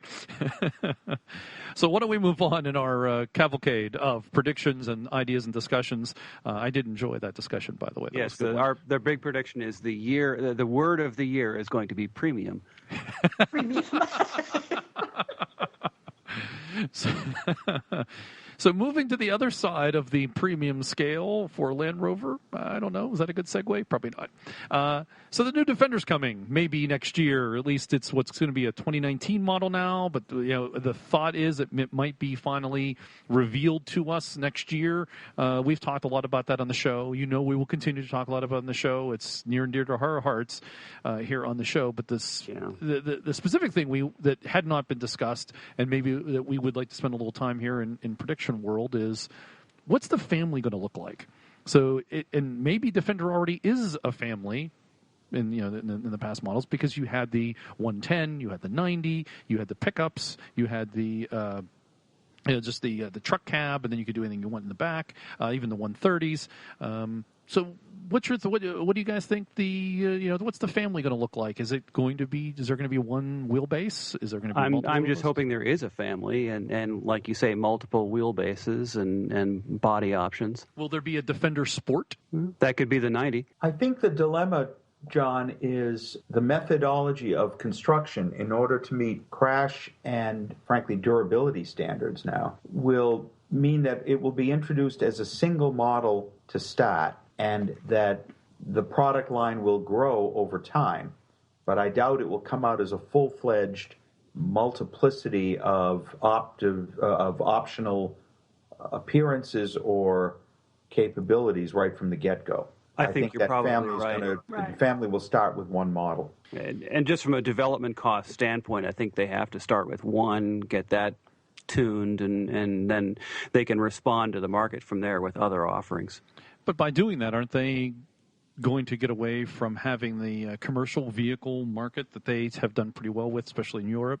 Are they seeding that or by doing it in that way? Isn't it? Don't you think maybe they need to come out with that commercial version of Defender? Assuming they want to do that in the long run, maybe they're dropping it completely because they want to be premium. I'm not certain that the marketplace demands it have a pickup truck or lorry capability within it. The pickup was never and still isn't a particularly sizable pickup. There's a cuteness to an 88 pickup that is undeniable. But as an 88 owner who takes the top off his his Land Rover to use it as a pickup, I have to say that it doesn't carry a whole lot. It tows brilliantly, but I need a trailer behind me all the time for work because I can't carry enough in it. Yeah, as a pickup truck, an 88's kind of useless if you Right, ask and a me. 109 is still a short pickup. But it's not that much different from the compact trucks that have been popular here for decades. Right, but compact trucks truly purchased for work. I don't see a lot of. I'll tell you this: there aren't a lot of commercial fishermen purchasing those mid-size or small pickups. I know a lot of guys who are techies and wrench junkies and like me that carry their toolbox in the back of a short truck and they'll haul engines and parts and stuff in it because they're inexpensive and they're great for running around town. Yeah, I mean maybe less than it used to be, but I know back 80s and 90s they were quite popular for people who worked with tools and car parts. Not so much in the carpentry side of things because you want to haul lumber and plywood, which is big. Right, but I guess, and I think you just hit the point. In the 80s and 90s, because pickups were rarer back then, but today's marketplace, it's very tough to sell a small pickup. Right. The small trucks aren't what they used to be, but I think they were popular for a long time. I think that they could be popular again, especially if you're talking fuel economies. I agree with you there, Harold. If you could make it work, you could get a lot of gas mileage. A lot of people would like that simple little pickup truck just to haul, like you said, the toolbox, or even like a young kid with a long crew or something like that. Right. But I'd put to you guys that I think Ford in particular, with the F-150 being the best-selling vehicle in America and their best-selling vehicle, I think they've purposely engineered their market that way to keep those smaller trucks out by having a vast range of F-150s and even a premium, I'll use that word, F-150 and luxury F-150s too. I don't think you're going to see that small SUV coming into the U.S. I guess is my point. I think the F-150 is supposed to be all things to all the people they need. Well, the thing about there is that they offer an F-150 with a bed smaller than you can get in a compact pickup truck. Right. I know because I was just tape measuring one last week. Sure. Right. And then Ford you have a point there because Ford basically made their little, the Ford Ranger that they slowly took out like 4 years ago, I think, or 5 years ago. Yeah, the Ford Ranger has a bigger available pickup bed than the F-150 crew cab. Anyway, that a little off topic for the Defender and the Defender family, but I think it's interesting. Sorry. It's an opportunity for me to rant about Ford, but that's okay. Yeah, no. It's okay. Well, John, I want to put an upbeat message in all this. The American manufacturers have demonstrated that people will buy pickup trucks for a variety of uses, family and otherwise. Oh, yeah. And the amazing thing is that you can create, through the quad cab, essentially a sedan-like vehicle that happens to have a large pickup bed in the back. Or a minivan. Or It's a big sedan with an open trunk is all it is, really. Right. So there's every possibility that Land Rover could do that, provided it knows that it has a market more than just the U.S. The small pickups, VW, Mazda, Nissan, are all very popular in Europe for specific work purposes or lifestyle purposes. Mm-hmm. But they don't sell well here. So the question will be, if this is indeed, I think this is the second largest market for Land Rover in the world, is it worth looking at one here? And does your dealer network actually want to have one? Remember that Lincoln and Cadillac both had pickups. Lincoln had pickups for a while. Correct. The Blackwood. Right. Didn't sell worth a damn. Mm-hmm. Right. Didn't fit in with the brand. Right. Didn't fit in with the brand. And so that's the dilemma for Land Rover in the long run. Will it fit with the brand such that you can actually market it effectively here? But as we were talking before the show, the pickup is a big thing in America. It's not somewhere else. I would throw out that Land Rover has an opportunity to have a market that own a market in the rest of the world that it would have difficulty owning here, which is that pickup. Maybe it might be medium to small size, admittedly, But I think they might potentially have an opportunity there to corner that market. Well, they would, and one of the problems for them is it actually has to be a different platform. That's the challenge. Remember, the 88 and 109 frame could accept anything attached to that frame, so it was relatively easy to construct a pickup, to make a pickup cap and a pickup tub, because the pickup tub was really just part and parcel of the same tub that was the station wagon tub. But a station wagon platform can be readily modified to a pickup. I mean, look at the El Camino and the Ranchero. Oh, yeah. Neither of which is available anymore. I understand that, but at the time, it was a pickup built on a station wagon platform for a relatively low development cost. True, but it didn't sell. I mean, I have a fondness for them because they were so interesting to look at, but it didn't sell very well. Not in this country, no, definitely. No. My dad had no I think only Australia has that really sold, the so-called. Oh, yeah. They love the Utes over there. They love them down there. But that's the only marketplace I can think of where that's been successful. Of course, I think Australia gets all the really cool stuff. But that's Freeland. I guess maybe my tastes are more in line with the Australian car buyer. Does that mean that you would own a Freelander TD5, TD4? If I had to own a Freelander, that would be the excuse to have one, is that TD4. Oren, you heard it, Oren. Oren's a listener in New South Wales. He has himself a Freelander TD4. Good man. So our prediction then, taking all this from what I've heard, is there will be a Defender family, but it probably won't have a pickup. That would be mine. I just don't see, at least in the U.S. market. Again, it may be a special vehicle thing that they can create, but I don't see that the U.S. market demands one, and I'm not certain that Land Rover needs to play in that relatively expensive field of premium or luxury pickups.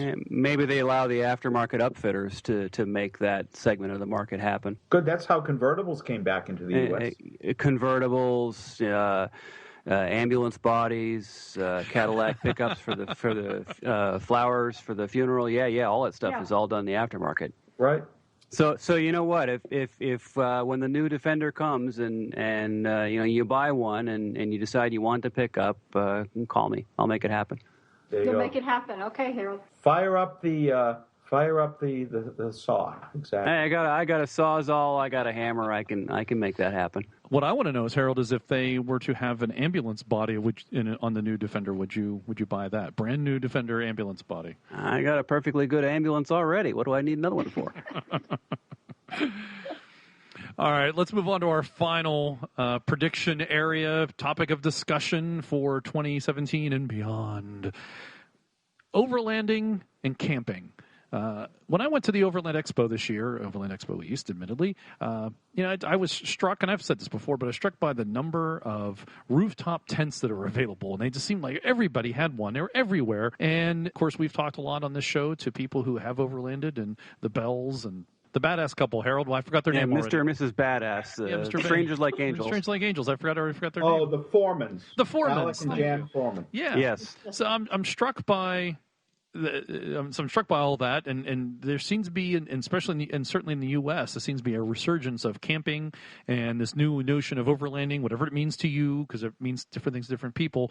But we'll just call it overlanding. But seems to be a resurgence of that, and it seems to be an increasing interest in it because there's new, I guess, technology around it. You've always had tents, certainly, but now you have a tent that you can put on your roof, and it deploys, and you can have an awning, and it deploys, and you have LED lighting.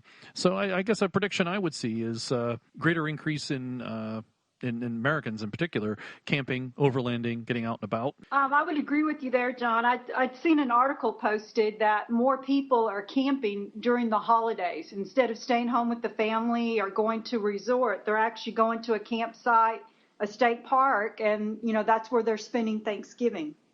Well, that's interesting. I hadn't heard that one. It's one way to get away from the family. That's right. Well, and even in the club, we do an annual day after Thanksgiving run to Barnwell Mountain, and we do a chili cook-off and we camp, and it's just kind of like you said, it's nice to get away and you're not doing Black Friday shopping. Oh yeah. But I have noticed that, and even on Facebook, there's a lot more overland groups, and a lot more people wanting to go like camp to Big Ben, as you were saying. And, people are asking, I want a rooftop tent. Which one do you recommend? And certainly a lot more awareness of all that. right. And I think you're right, too, John, with the technology that's improved. I mean, you can have a fridge now that you can plug into, to your truck. That, they're coming a little bit more affordable, certain brands for people where they can purchase those, or even the solar panels. Yeah, solar technology I think has been a great improvement too, because you can take electricity with you, and you're going to have your technology with you, your laptops and your cell phones and things. So that's... Actually, the beauty of the solar is you don't have to take the electricity with you. You can make it once you get there. Fair enough. Fair enough. You still need to store it somewhere for evening use. Right, but you have to pack batteries after batteries after batteries because you can make the power there. Right. Yeah, because I think one of our members actually has it where he's got the fridge in the back of the truck. He keeps it there every day, and he's got solar panels on his roof rack. And that's how he helps to run and keep the battery charged and the fridge going. That's far more civilized than that generator humming away all the time. Yeah, annoying you. Those. Yeah, there was a Mar one year, and we were camping, and there was a guy pulled up in a motorhome, and he had his generator running, and he took it outside the motorhome and its little enclosure and put it out. And we're like, God, it was. No. Yeah, it's annoying. Yeah. No, I got you beat. It's those people who think when they're camping they should still have their radio on, blaring at 3:00 in the morning, listening to music and talking very loudly. Or take a TV and then they have their satellite dish with them so that they can watch their camping, quote unquote, and they're watching television inside. I'm like, so why did you do this? Yeah, clamping. Yeah. You've described the infield at any NASCAR event. Well, I guess along with the same prediction, I'm going to be doing it myself. I'm going to, I want to take an overland journey this year. I want to take the podcast and try to do a little more field reporting, I suppose, and get out and about. I will ardently try to get to SCAR this year. So that's a little bit of my predictions. Anybody else in the camping area or overlanding? Anybody else want to have anything they want to do? I'm going to be attending the 30-year Land Rover Switzerland Jubilee in July. What? Yes, July 14th through the 16th. But I'll be arriving early so I can do other sightseeing. So tell us more. What is the 30th Jubilee? What is it, the 30th Jubilee? Yes. I'm friends with Mark Blazer. He owns an independent Land Rover shop in Switzerland called City Garage. And I'm real good friends with him and his wife. And we just send care packages back and forth, and he's been wanting me to come. So I'm actually going to take my niece for her high school graduation and to expose her to something, to worldly travel. And we're going to be going to visit Mark and Michelle, and we're going to be going to that big rally. It's their 30th anniversary, and we'll be, if the weather's permitting, I think he was saying we'll camp. So we'll be camping like in the Swiss Alps, but it's beautiful. I get to drive a real Defender while I'm out there. We hate you. You know that. I know. I'll have to do a write-up for you guys. Yeah. Oh, absolutely. Or we can Skype you in. You can give us a report on the podcast. Oh, that's a good idea. Yeah, and I can interview. We could be our foreign correspondent for the day. But I'm really looking forward to it because it's sort of like what you were saying, John. And some, you might as well live, and if you got the opportunity, go travel and see the world. Exactly. Yeah, you only live once. Yes. Cool. Jeff, anything on your horizon? Should we around Well, that? I do have I do have the good fortune to be invited to the launch of the Discovery, the press launch of the Discovery in Utah. So I'm looking forward to that in the end of winter, right about the beginning of spring in other parts of the world, not here. I myself am really intrigued with just experiencing more by being in and around my Land Rover. And I say that because my work may not permit me to travel much beyond the island at times. But when you're in your Land Rover and you're working out of your Land Rover, you rely on it in an intimacy that it doesn't really matter where you go or what you do. It's your Land Rover that's making something possible. And there is a great line in a book that I've just finished reading on a Land Rover adventure. And I don't want to give it away because it's in our next issue, the upcoming issue of the magazine. I've interviewed a couple in England who really defined what a Land Rover ownership is all about. And in this case, it made something possible for them that would not have happened otherwise. And that, in many ways, Laura, your own story right there. You're attending an event in Switzerland by an enthusiast who supports SCAR every year, and in turn has created a connection internationally that, you may not have had otherwise. It's an amazing facet of being a Land Rover enthusiast. And I look to, frankly, recognizing more of what my Land Rover makes possible for me, whether it's small and daily in terms of work, or whether it's opportunities to travel and to be around more Land Rover people. The magazine does afford me that, for which I'm hugely thankful. I myself, I'll be honest, I would love to get back to Iceland this year, and hopefully before the weather turns nice over there. There's something about the raw climate of Iceland in a Land Rover that is just spectacular. So you'd rather go to Iceland than Niceland, huh? I've worked in Nice once, in France for a while. That was pretty cool. Yeah. But no, I would really very much like to. There's so much Defender opportunity in Iceland, and to experience it at when Iceland is at its most challenging weather is, to me, the real excitement about it. So I'm hoping to be able to do that and to connect with Land Rover enthusiasts there and with some of the Defender rental opportunities that exist in Iceland. I don't want to miss your point, because I think it was excellently done and well said about the Rover community itself. The things that you, as an individual, would probably not be possible were not for your interest and enthusiasm in Land Rovers. I mean, the podcast is a direct result of that, and afforded me great opportunities to meet all of you on the show because as a result. And even the Bells, who came and lived in my house for a week and a half, and I ate like a king. So, yeah, I don't want to miss that. I do have a prediction, kind of in a fun way, for Harold, and that prediction is that he will leave the country in 2017 once my Defender 110 is done, because it'll be done, and then he'll want to escape, so I can't call him when there's any problems. That is the prediction. Those who know me know I am working on a major restoration project for a certain podcast host. So that he can take a trip that he would like to take. And, that is the threat. Once it's done, the warranty expires at the sidewalk, the door gets shut, the phone gets turned off, and, I leave the country.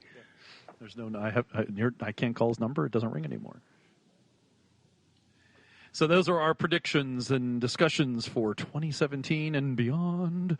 That was actually really good, guys. I think that was a nice discussion. I didn't know where predictions would take us, but that was pretty cool. So thanks for all your predictions. If you listeners have your own predictions, to encourage you to share them with us on Facebook or Twitter, or send us an email, and we'll talk about them on the show. That is predictions for 2017.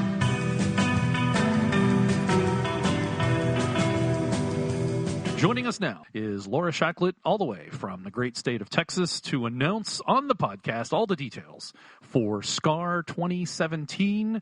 Laura, thanks for coming back on the show.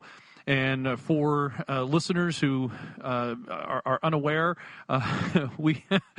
Laura is standing upright she was going to lounge and relax in her couch and talk to us over iPad, but now she's standing up and has the iPad strategically placed, so everything sounds good right now. So we're kind of re-recording this introduction in the hopes that the connection stays stable. So, Laura, please, I'll let you have the floor and talk about SCAR. All right. Well, thank you, John and Harold, for having me back on to talk about SCAR. SCAR, we're holding the 14th annual SCAR on April the 19th through April the 23rd. SCAR is known as the South Central Area Rover Rally, and it's going to be held in Gilmer, Texas at Barnwell Mountain Recreational Area. It's an off-road park in Gilmer, Texas, which is located east of Dallas. Registration is going to open on January 15th. And the registration fees is $130 for Texas Rovers current paid club members. And for non-members, it's $155. And what registration includes for the vehicle and the one driver is the Friday night and Saturday night catered meal. It includes an event goodie bag and the event shirt. It also includes any primitive camping. If you're going to primitive camp and not RV, that it's included in there too as well. And it's 10 free raffle tickets and one main red raffle ticket. And that one red raffle ticket is good for one major prize. It's given away at Saturday night raffle at the last night. This year we gave away, Snowmaster donated a 40-liter fridge. So that was a nice prize for somebody. Yeah. Are you giving another one of those away this year, perchance? I don't know. I'm hoping Todd does that again. Yes. I asked knowingly. Yeah. Well, what we usually try to do is make it at a generic prize. Like have one of the larger prize that's a generic, because you get all these different. You may get a Defender, you may have a Series, an LR3, an LR4, a Disco 1, or a Disco 2, a Range Rover Classic. So it's good to have something generic for the main raffle prize. $100 for two other additional prizes to kind of make that, for the red ticket, you get real excited for that. And then for the passenger fee, that is $40, and that includes Friday night and Saturday night dinner and the event shirt. Children under 12 are free, and that includes their meals, but does not include a shirt. And if a parent wants to buy a shirt for their child, we do children's size shirts too. It's an additional $15 that's added to the registration fee. And this event's actually closed to Land Rovers only. So this is pretty much just going to be Land Rovers attending SCAR, everyone having a great time. No Toyotas allowed, huh? No Toyotas allowed unless you're pulling that. Okay, thank you, Carol. You did remind me that. Let's say you want to pull your Rover because you don't want, if something breaks, then you want to be able to travel back home. Because you have no sense of humor. That's right. No sense of humor. Yes, that's right. They're Toyotas.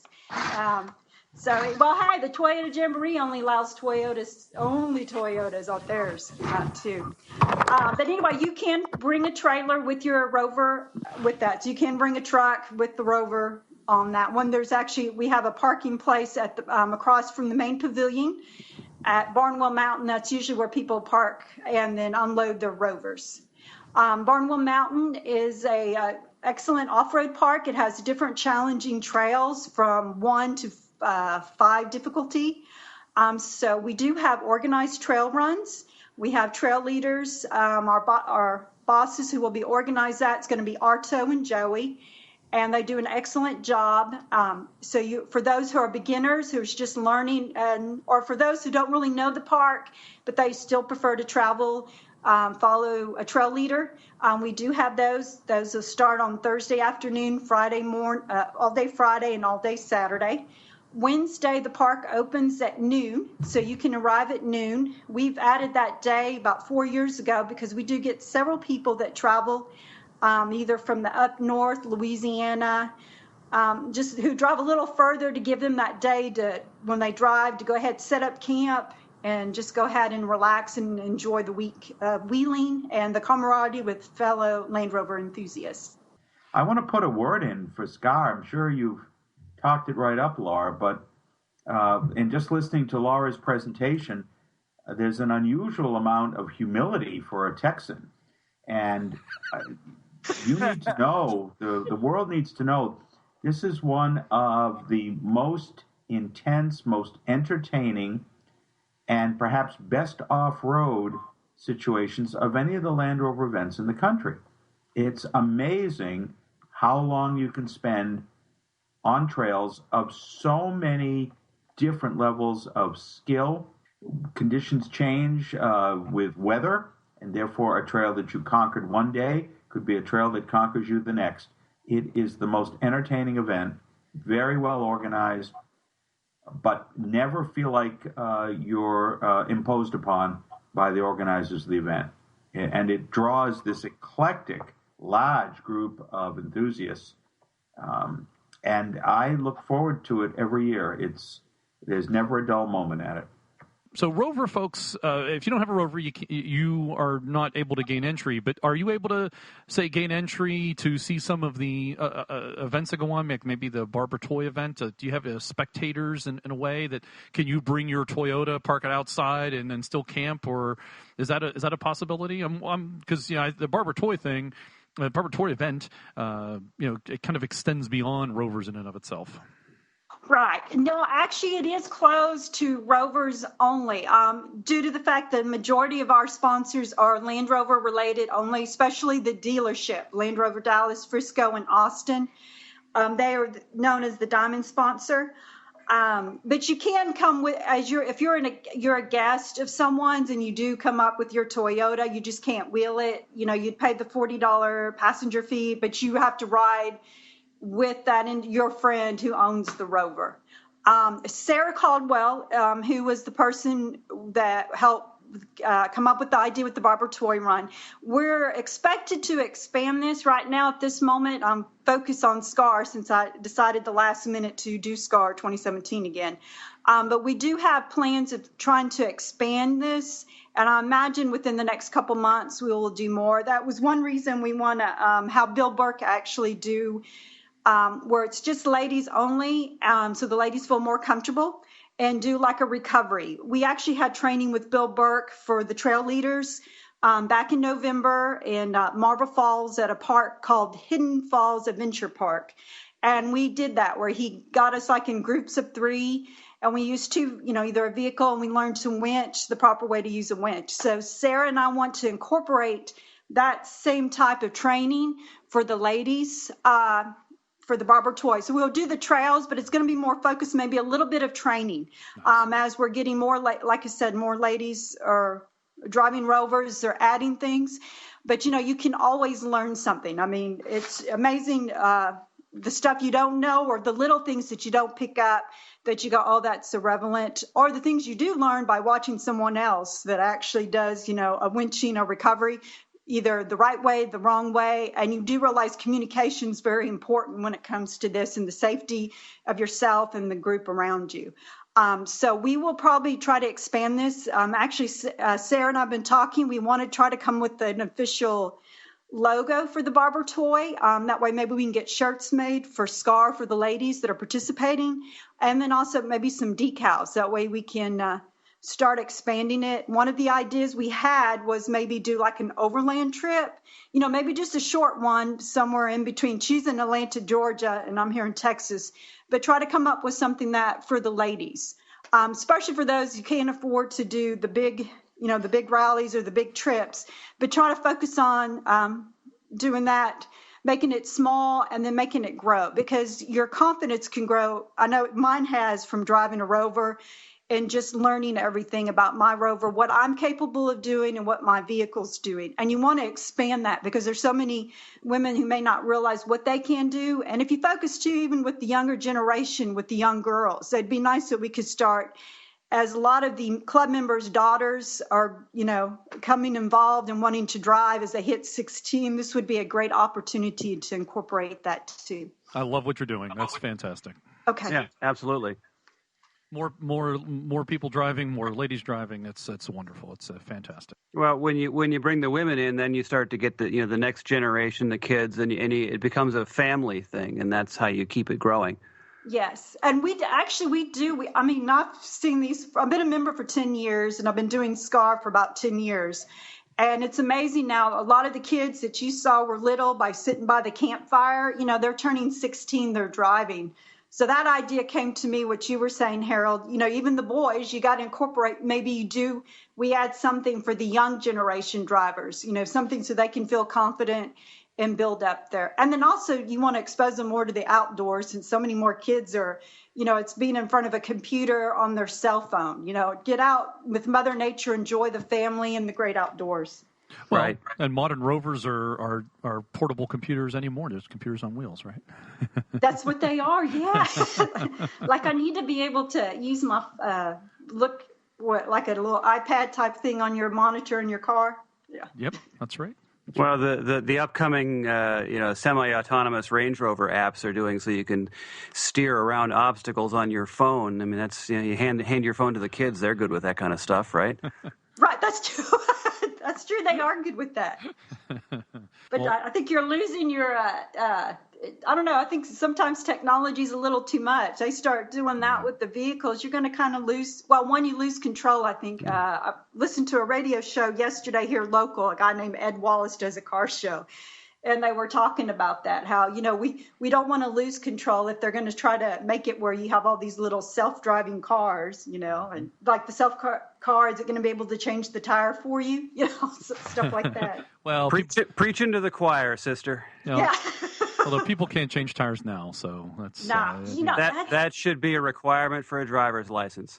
Yeah, and you know what else? Charging a battery. I work for an oil company here, and there was a couple years ago, and we had an intern, and one of my coworkers came in and goes, "Hey, we got an intern, a young guy out of, like 20-some years old, did not have a battery charger, cables, and didn't even know how to charge the battery. I had the cables, and of course not. We had to go out there and charge the car for him."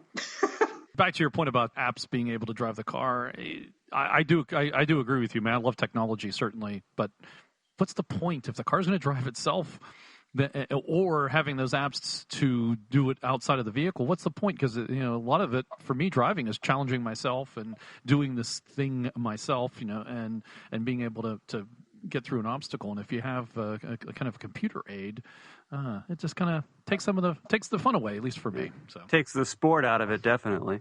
Yeah, I agree with you, Harold. It takes the sport and the fun and the enthusiasm. You get excited after you accomplish something. Cross somewhere. Usually you're screaming to yourself, giving yourself a high five. Mm-hmm. Actually, the thrill for me comes when John does the driving and doesn't break something. Oh, yeah, I know. We've got a couple of those in our club, too, you're always glad when it's the last trail and nothing breaks for the usual person. Mm-hmm. Well, Laura, thank you very much for coming on the show and giving us a rundown and an announcement of SCAR and explaining what SCAR is, what it means. One last question, if I could. Yes. I didn't hear you mention, maybe you did, at the venue there, are there showers and toilets and that sort of thing? Oh, yeah, thank you for reminding me of that. Yes, Harold. They actually have, they do have showers and toilets. They have some that are at the office and then one that's near the main pavilion. And then also we usually by each campsite, we order additional porta potty for that area. We try to make sure we cover enough. The one thing we do too with that is if it's a large group, we make sure we have ladies and men's. We have a sign up. Yeah, we have to sign up for that. One other thing we do too is we actually have a security guard at the main gate. So it's very official. Your name's on there. He verifies that. He greets you and welcomes you. That's really yes. We've done that now, I think, for 5 years. Does he pat you down and sniff your truck with the dogs and all that kind of stuff? No, but he will not let any other vehicle that's not a Rover in, because even though Barnwell states on their website, and that's one reason he's there. We actually had an incident like 6 years ago with some Jeepers. They make sure he just makes sure no one that's not supposed to come in that's not on that list. No, we do have a day fee. So if it comes and you decide that last week, the week of SCAR, you want to come, it's a $60 a day fee to wheel. So you can do that too. But then he'll send you to the office and then you just go ahead and register there and pay. And if we have any leftover goodie bags left, then you'll get an event bag with it. Nice.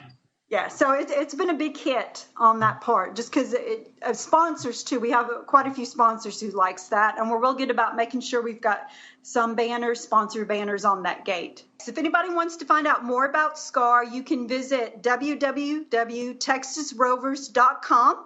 We have a SCAR forum, and then we also have a menu bar, which will have more detailed information on SCAR. If you're one of those that's a social media, we do have a Facebook page, SCAR, and you can ask to be included on that page. It's a closed group, but I'll accept you there. If you have any questions, you can contact me at SCAR, SCARR, at texasrovers.org. And what are the dates again? The date is April the 19th through April the 23rd. And I believe Jeff with Rovers North is trying to come again. He likes coming to SCAR. Yeah. If someone were to, say, fly in, what would be the nearest airport? The nearest airport would be DFW. We do actually get a few, like Jeff will fly in. We've had a few other sponsors that fly in, and you'll fly into DFW. But then they'd need to rent a Land Rover to get through the gate, huh? No, you can have a little car for that and drive through. We'll let you in for that because your name would be listed on there. Okay, so if your name's on the list, you're getting in no matter what. Okay. Right, yeah. Yeah, Jeff gets in. We usually organize a ride for Jeff. Well, Jeff gets a pass no matter what. Yeah, he does. Yeah. So you're saying if I know someone and they might be able to smuggle me in somehow, huh? Yes. Well, no, we'd love for you to come out, and you and Harold. I mean, you could come and do your podcast. I'm seriously, that's why I asked about what was the nearest airport. Yeah, you know where we're headed. And I mean, if we need to make arrangements, we can try to do that and get you guys there. All right. But yeah, no, we'd love to have you guys there. You can set up at the main pavilion too for your podcast. We don't need much, trust me. Okay. Well, I'm just letting you know there is electricity there, and there's Wi-Fi at the office. I do know that much. So. Excellent. We'll talk about this offline, but wonderful. And, yeah. I just was considering the subject. That's why I asked about the nearest airport. No, see, and then you could bring your decals and put them in the goodie bags, and then that way we're promoting you Centresteer. Indeed. Oh, good. Yeah, good. Okay, all good stuff. And then and then we can announce you on the website that you're going to be there. Oh no! What have I got myself into? Yeah, careful what we're stepping into here, John. I like the idea. I like cross promotion, but yeah, commitments are difficult. Yeah, that's true. We'll talk about it. We'll figure something out. Yeah, I mean, but it's going to be a well organized, exciting event. Different activities for just anybody, and then those who just like to socialize and sit by a campfire. You've got that too. That's me. It sounds like you've done your homework and you've got all the details sorted out. Well, when you've done it 8 years, you kind of do that. Then you just have to try to keep it the way it is. I mean, it was like, how do I keep it going from like what we did this year?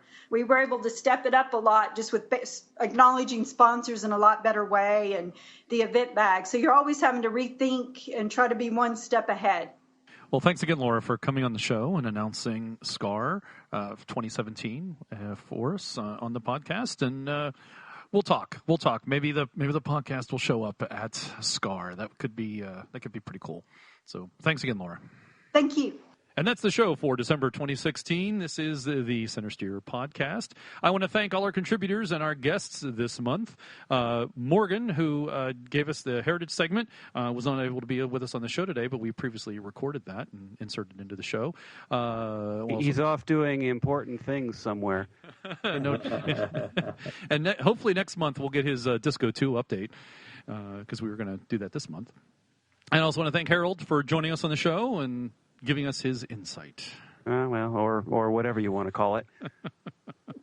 And thanks to Laura from Texas Rovers for discussing and announcing. Thanks for giving us the exclusive. Even if it isn't, I'm calling it exclusive, Laura, on SCAR 2017.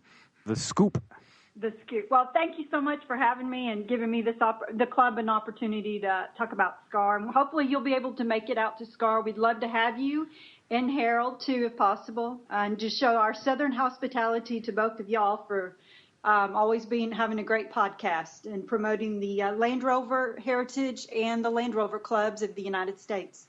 I thank you, and I'm strongly leaning towards being there.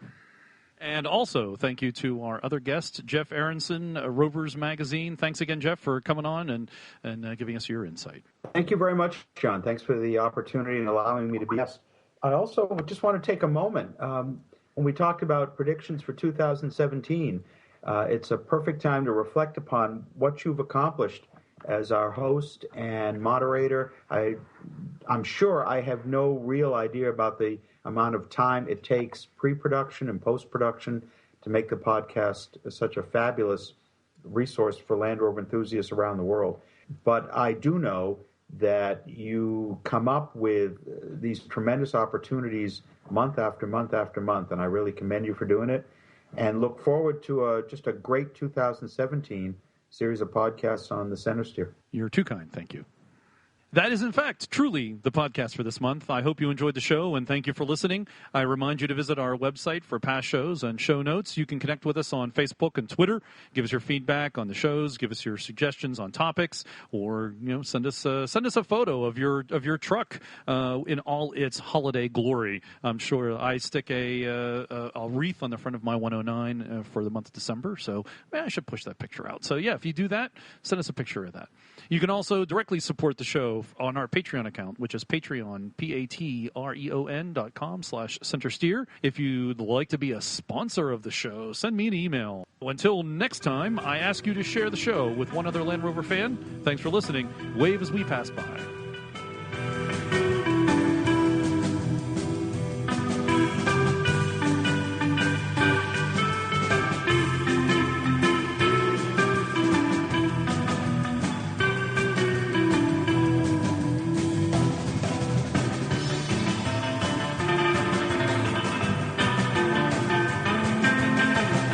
And also a shout out to the One True Pass for his production support.